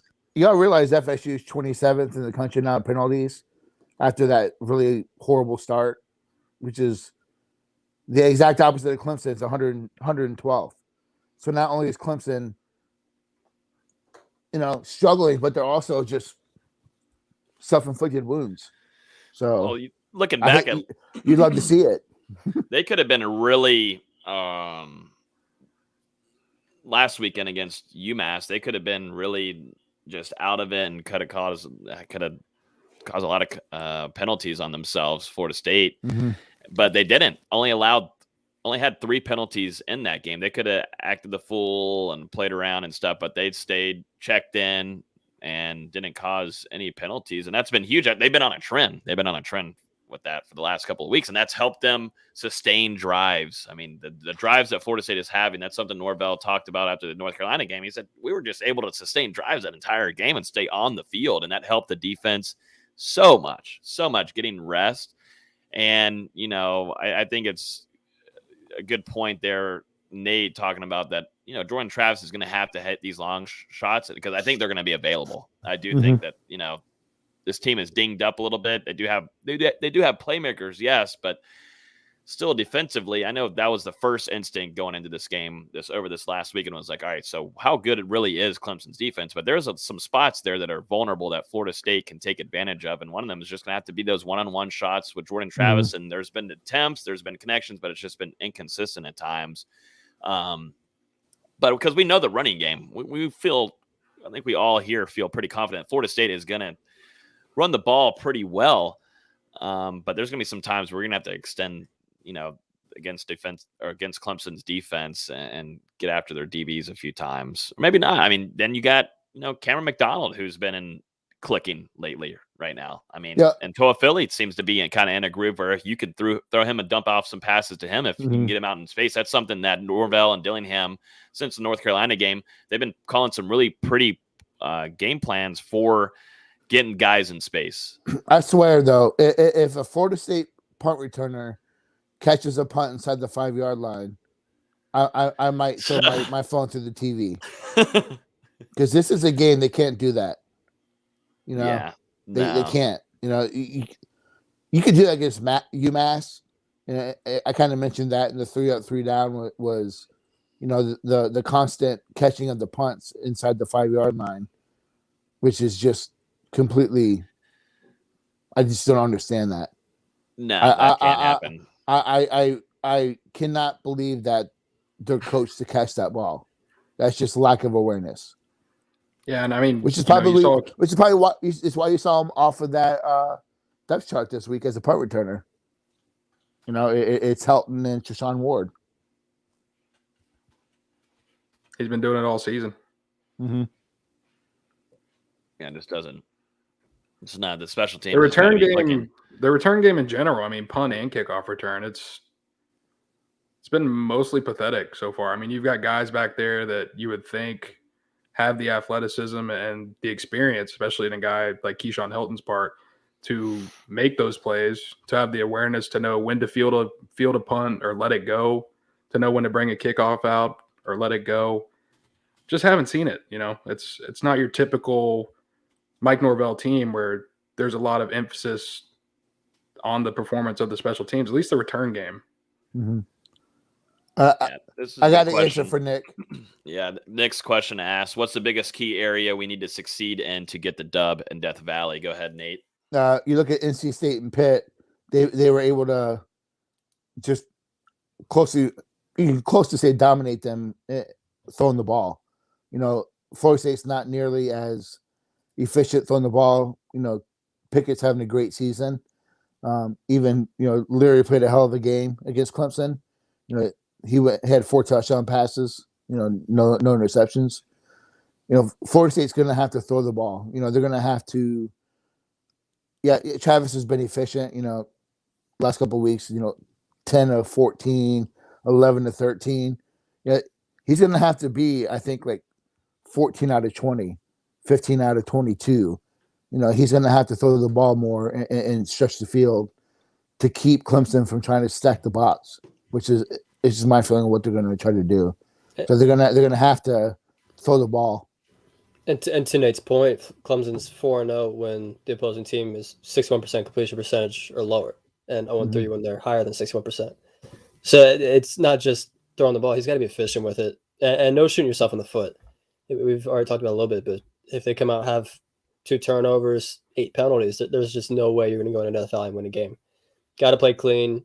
Got to get these easy looks for Jordan Travis in the offense, and hopefully the receivers make some plays because there's still some really talented DBs.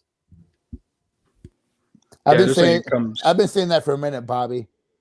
Toa Philly was really good in high school as a punt returner and kick returner.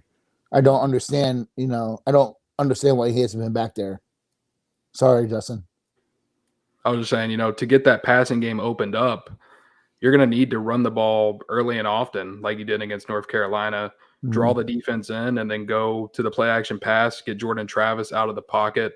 Let him make the decision whether to tuck it and run or make that throw downfield, like we saw time and time again against North Carolina. And like you said, Nate, I think probably 15 to 20 passing attempts with 40-ish runs, a heavy lean on the running game, but you still implement the pass to hopefully hit a couple deep shots.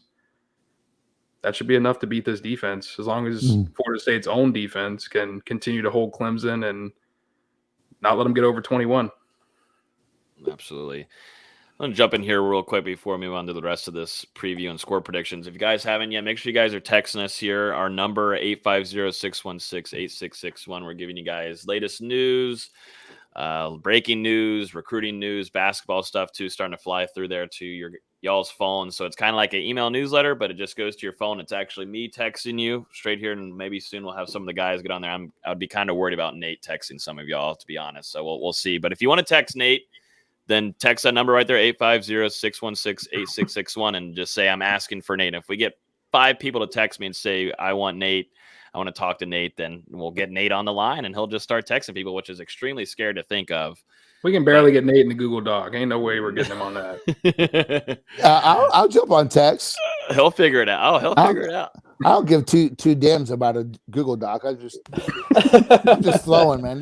We're flowing right now. Texting's easy peasy. So yeah, definitely text us for updates. Like I said, you're texting us, you're not texting some stupid bot or anything. So yeah, text the number 850-616-8661. And I will go ahead and say, we are giving away 5 shirts too of No Game Day shirts. So you see the one that Nate's got on there that he's repping. We also got the white one, the white one I love the most. Nice and clean. And Austin and Dustin just don't wear any kind of No Game Day gear ever. So I like to say neutral. He's got the sticker. Got the sticker. Staying neutral. Yeah, he's a journalist, so Dustin can't even rep his own site. I'm kind of with Austin though, man. It's time to up the game a little bit and get some polos, Yeah, we do got to get polos. Now they're in the press box. It'd be so good. I'm going to the press box this weekend. You know how official it'll be to walk into Death Valley with a No Game Day polo on? But no, I got to wear a black Nike polo. I'm worried that you won't even wear it. I give him all this stuff. He'd rather wear shoes, all these flashy shoes, Nate. And I'll get ready for the shoe game Saturday. I'm going crazy. Oh, damn. He's going to be popping in the I'm press. going crazy. It'll be a lot better than what Dustin wears. I'll tell you that for damn sure. Is Dustin's gray sneakers, because that's all he wears is gray. I was wearing black sneakers. Hey, and it's a different color. I'll give you that. Still very bland. But yeah, text us, hang out with us. Like I said, I had a lot of y'all text last weekend, so it was good to kind of shoot the stuff with you guys. What about who's going to have the biggest game for Florida State? Offensively and defensively. This is always a generic kind of question, but I think it's pretty good. I mean, F it. It's Clemson week. Who has to have the biggest game defensively and offensively? Who's it going to be? Who's it got to be? Andrew Parchment. He's got to stretch the field. No, for real. Oh, you're being serious. I'm being serious. He seems to be the guy that even last week I feel disrespectful. trying to target deep. I mean, someone's got Parchment over Helton, Ontario, McLean. Yeah, man. That's what you asked me my question, so. You didn't say out of these two, so. I mean, I think offense. It's got to be Travis. If he's not creating plays through the air, it's gonna be really tough to beat Clemson. We obviously expect him to create on the ground, but he's got to create through the air as well. Defense. I'm gonna say at least for offense, I'm gonna go with the offensive line. Just to hopefully have everybody back healthy in that lineup in a loud environment. You're gonna need few to any pre-snap penalties, few penalties overall. You're going to need good protection on Travis against a defense that's probably going to try and bring a lot of pressure against that Florida State running attack. So going to need a solid performance out of all 5 of them. I think defensively, I want to see Jermaine Johnson get after DJ. I think they're going to have to kind of, the pressure's kind of fallen off the last couple of weeks. I like to see, FSU put Clemson in situations where they're behind the chains on a frequent basis because the numbers are what they are. The numbers don't lie. This isn't Clemson that's had one bad game. We're at past the midway point of the season. Clemson's offense is what it is. So if you can put them in, the second, third and longs, putting pressure on DJ, I think that that's going to bode very well for the defense. Yeah, there's a couple South Carolina guys that probably want to make a point and say, hey, I haven't beaten Clemson in my life, and Kiera Thomas and Jamie. I like to see them go out and make some plays defensively. I like to see Jamie Robinson's been really good since he moved back to safety. He fits that much better than he does a slot corner. I'd like to see him make some plays back there. Got an interception last week. I don't. One part I'm not necessarily really comfortable right now. I know they've been playing a lot better. Is I know that the offense for Clemson hasn't been great. They do have some big wide receivers, and you look at Florida State's DBs. You got Knowles, who's playing really well. You have you have Brownlee, who is super physical, but you have guys on Clemson who are 6'4", 6'5", physical mismatches. So they're going to have to play well, in the passing game too. That's why I really want to see Johnson and that defensive line really get after DJ and put a lot of pressure on him. For a guy is as big as he is, he doesn't like to get hit. For a guy especially kind of rattles him a tad. A physical quarterback, 6'5", 230, 240. I would expect him to be kind of like that, almost like that Big Ben kind of quarterback, to stay in the pocket and be able to absorb some of that punishment, and he's not. Not a lot of people are like Big Ben. Actually, I'm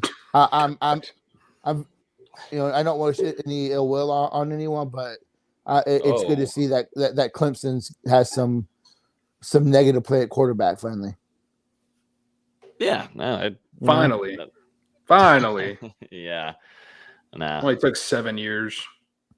Longer than that, really, if you go back to Taj Boyd. It's been since like 2011. Really. Deerfield saying that he'd love to see a little freshman.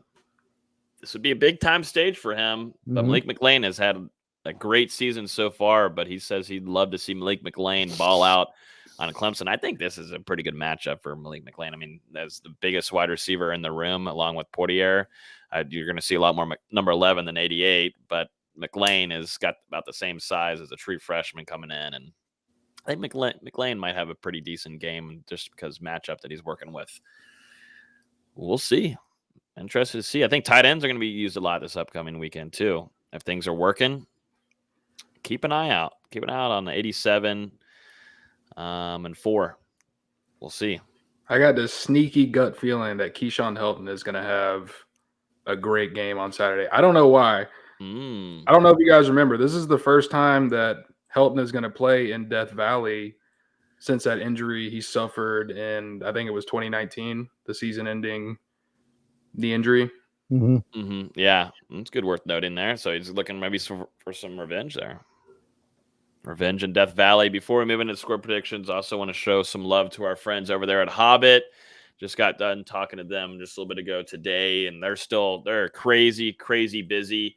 Also want to note, too, that they are hiring. So if any of you young people or anybody that are interested in getting some extra pay out there, they're actually hiring right now. They have 2 locations in Tallahassee. You can just Google Hobbit here in Tallahassee. But other than that, they're also got the best wings in town.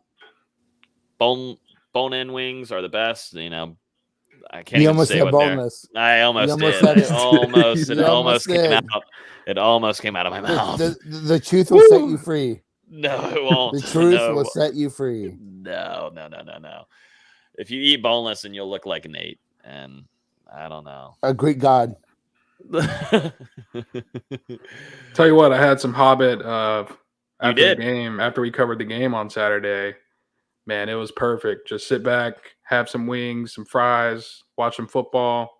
Nothing better on a Saturday night. No, I know a lot of people in the press box are saying they're going to go snag some Hobbit afterwards, and maybe They lucky I didn't see him. What were you going to do to people in the press? Jeez, now Dustin Lewis is threatening people in the press box, so let's get that out there. I like the energy, man. Keep it going. Oh, God. Oh, man.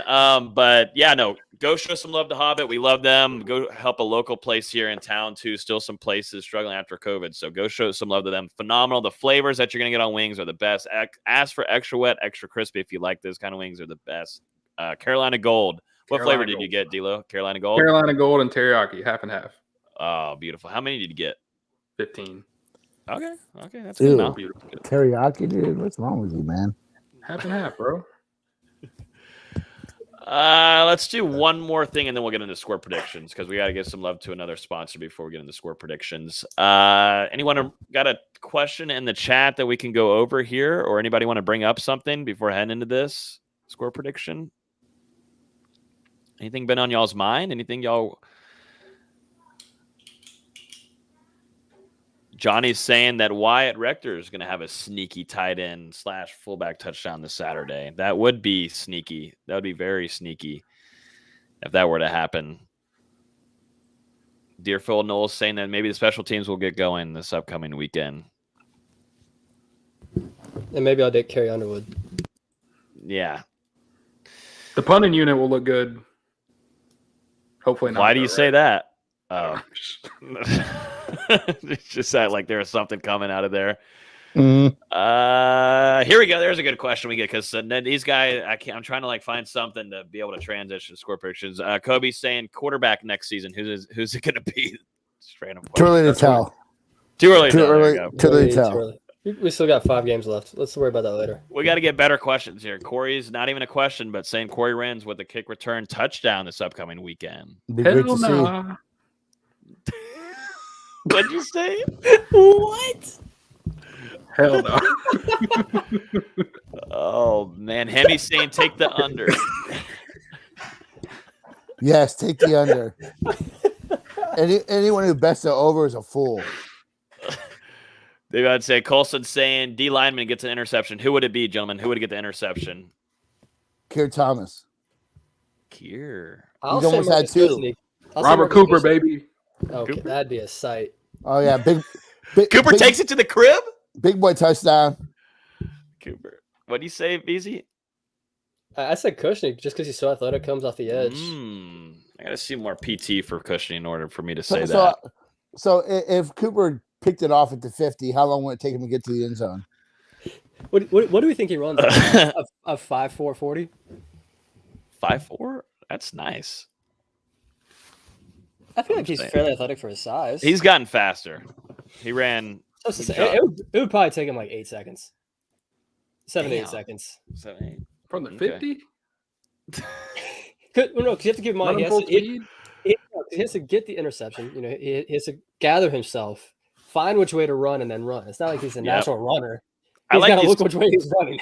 I like these quick questions right here. All right, real quick. We'll run through these quickly, and then we'll get into score predictions. Prediction: who is cutting the turf off the field? This has to be Florida State's biggest playmaker on Saturday night. Who's it going to be? Who's going to be cutting that grass? Defensive Deshaun Corbin. Deshaun Corbin. Jermaine Johnson. I'm going Jamie Robinson. 3 sacks. Jammy, dang! Austin's on the jammy. I'm on the jammy train. I was off early, but I'm back on. We're good. Austin's on the jammy, and then I'm looking at Dustin. He's on the Keyshawn Helton right now. He's feeling key. I said Jermaine Johnson. No, but I was saying earlier. You said, "Wait, how are you going to pick Jermaine?" But you just said, "Oh, I think Keyshawn Helton's going to have a breakout." I said the the question we're answering, the turf question. Oh God! I said Jermaine Johnson's going to cut the turf. All right, let's move to predictions. Carol, now we got to answer Carol. Carol's always in here. Carol loves you, Nate. And she asks who scores the most touchdowns. Jordan Travis, because that's an Jordan easy Travis. Deshaun Corbin. I think there's only going to be 1 touchdown scored. So. Damn. Okay. I think there's going to be a lot of field goals. Wow. Oh, damn. Okay. Now we know. All right. Let's jump into some Florida State versus Clemson score predictions. Before we do that, let's give a shout out to our friends over there at Celsius. I've always got one on me. I'm drinking like 5 this week, getting up early. I'm still waiting for my shipment. You got your shirts. You know it takes about 2 more months for me to ship anything else. So just wait till about January and I'll make sure you get hooked up with some Celsiuses. What about me? I live across the interstate and I haven't seen a sip of Celsius. I don't want to hang out with you any more than I already had to do at the press box, and I'm not going to bring You didn't even bring any to the press box. Yeah, exactly. Maybe I'll do it next time we're in the press box together. But anyways, Yeah, I'll see you in November.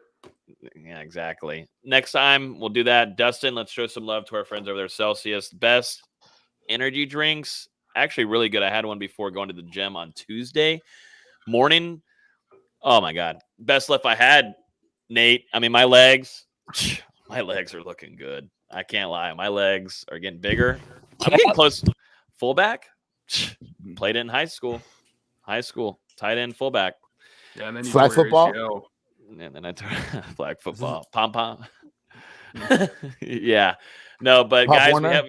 we do Pop Warner. We do have a code if you guys want to get some 20% off Celsius. If you guys actually do use that code, text us or tweet us or whatever, let me know, and I'll send you a pack of free Celsiuses. That's what you got to do. Use that code down there, 20 FSU Fuji.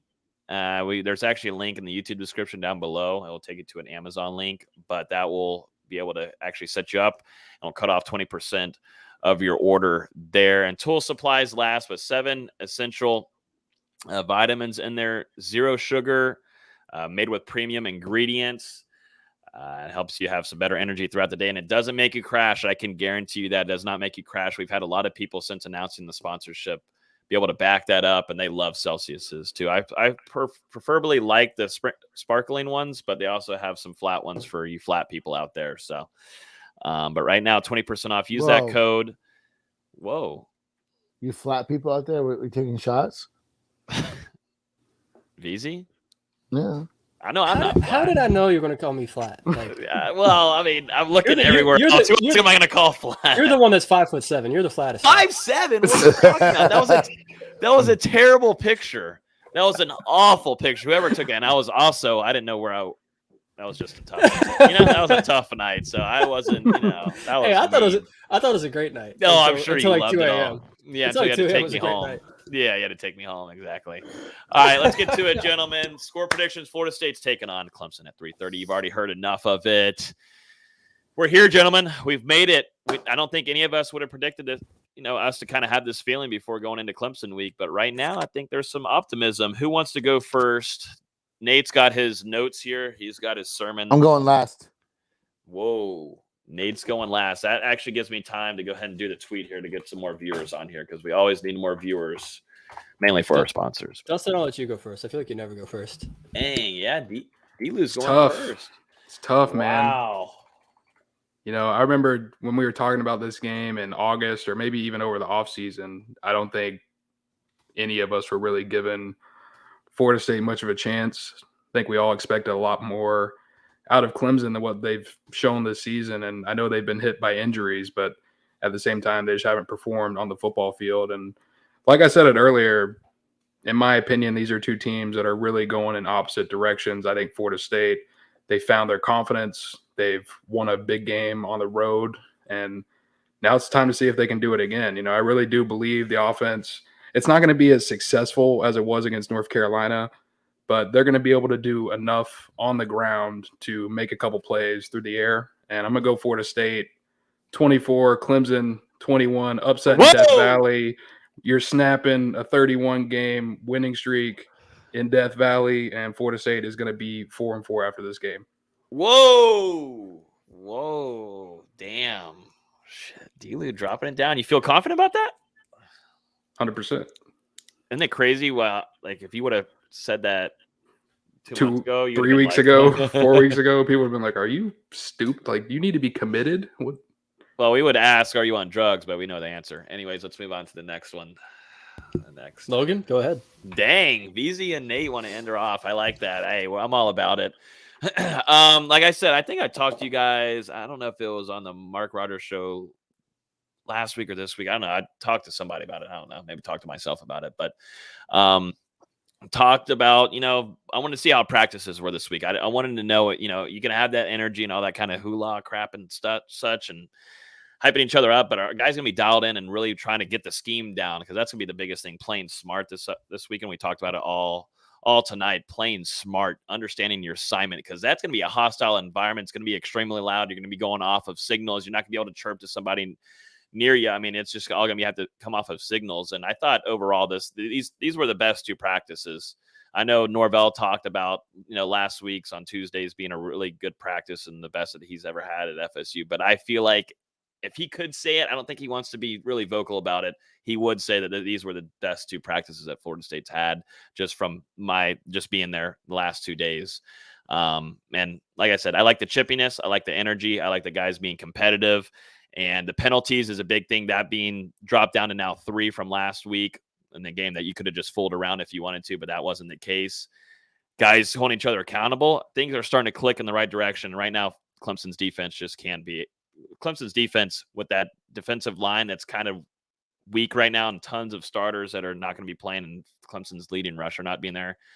It's really just going to come down to Florida State scoring and what Norvell and Dillingham put together. And they put together a really good game plan against North Carolina, the prettiest they've had since at FSU. I felt it. I felt optimistic. My gut is telling me some good things here, some optimistic things. I think Florida State does go up to Death Valley and end that streak. I got Florida State winning this one 24-20, and Norvell gets to say goodbye to Dabo Sweeney. And but I do think Florida State upsets Clemson this upcoming weekend. Great, phenomenal week of practice. That's what I'm going off of. Hey, Austin, I'll go because I know you got something. No, that's fine. That's fine. You wanted to go last. That's fine. No, I'll go. Oh yeah, we gotta wait till. Oh yeah. Yeah. So Jimbo Fisher said a lot. Each year's a different team, and this year's version of Clemson isn't anything to what it's been the last few years. So let's get that off the table now. This is a different Clemson team. As we've talked about, struggle bus at quarterback, no running game, the wide receivers as highly rated as they have been, and blue chips all across the board at wide receiver. They just aren't getting it done. Yes, Clemson has a tough defense, and they're also simply beat up, man. It's a beat up team. I think it's, they're facing a Florida State team that started the season 0-4, but they made major strides. Confidence is a big thing. It breeds a belief that you can get things done. Even if you may not be the most talented. That's why upsets happen. But I think that this is a Florida State team that is going to be able to make the plays when they have to. But I think it's going to be a really ugly game. I don't think that this is going to be. I think this is going to be a game where it's going to be low scoring. It's going to be a dogfight. It's going to be really physical. I just don't think that Clemson has enough on offense to score. I think Florida State can still generate 14 points to win the game. I don't think you have to get to 20. So I'm going Florida State 16, Clemson 9. Whoa, 9, no touchdown for Nope. Clemson? Nope. Damn. So who's going to score the only touchdown for FSU? Travis. Oh, showing some love to Jordan Travis. Where's Devin at when you need him to hear this? Is that throwing or running? Come on.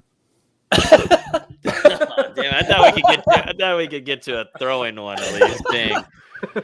Damn. That was close. I'll take Jordan Travis getting the only. I need that clip of him saying, "Come on." BZ, you're 1 and last right now. All guys are predicting Florida State to win this. So Clemson, I think their defense is still good enough, like Nate said, to where I don't think a team's going to 20 points. I don't think there's any way, unless there's a pick six, a kick return touchdown. I just don't think there's a way. But I also think DJ Ukulele is really, really bad. Whoa. You got to play a song for us. Can you play it? Florida State 16, Ukulele. Is he going to break the 15. thing?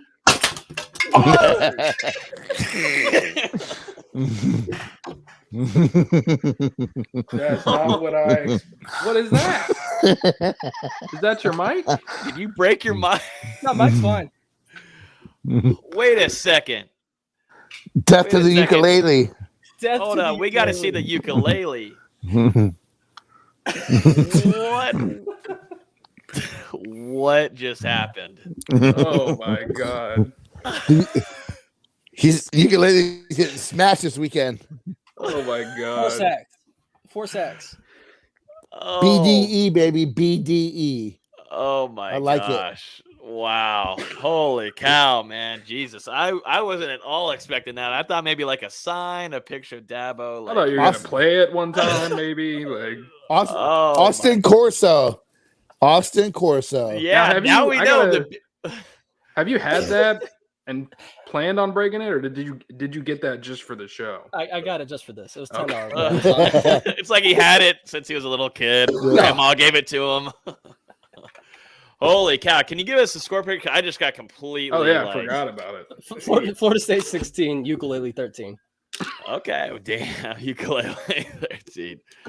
Oh my God. Jacob just got on here. Oh, this is hilarious. Jacob, who covers basketball with Austin, just said, I hop on after I get home from the gym, and this is what I see from Austin. Oh my goodness gracious. Unreal. That's a perfect way to end off. Now we know we might have a little tradition going on here. Austin's got to do these for the big time games if FSU is going to pull off the win. There's going to be pieces of ukulele found for the next month in my bedroom. You smashed that thing. You had some anger. Damn. It was a good smash. Like, you thought about Dabo Sweeney. I'm like, God damn. I've had a lot of stress this week.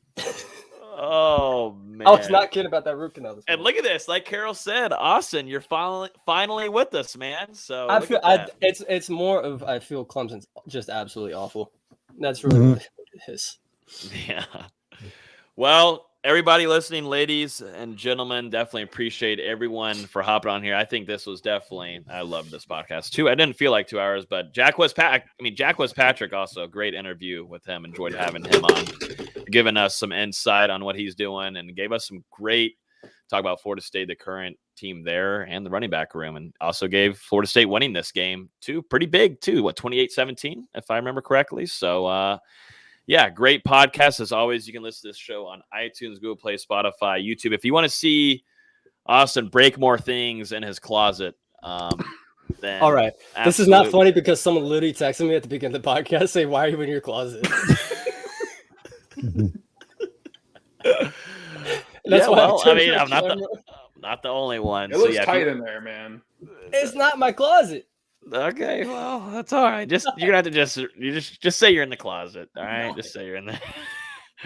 But yeah, definitely appreciate everybody listening. Man, oh man, I don't know what else to say. We'll have live Wait, coverage. put It's a that, last wrap. put that Just say comment it's a up wrap. that just came through. Put that comment up. Briley just commented on YouTube saying the ukulele is a majestic and beautiful instrument. You disrespectful, irrelevant, shameful human being. If we lose, the curse of the ukulele will be upon us. I'm freaking crying. We've never heard from Briley ever before on YouTube, but Austin, you better watch out, buddy. I hope that didn't screw it all up.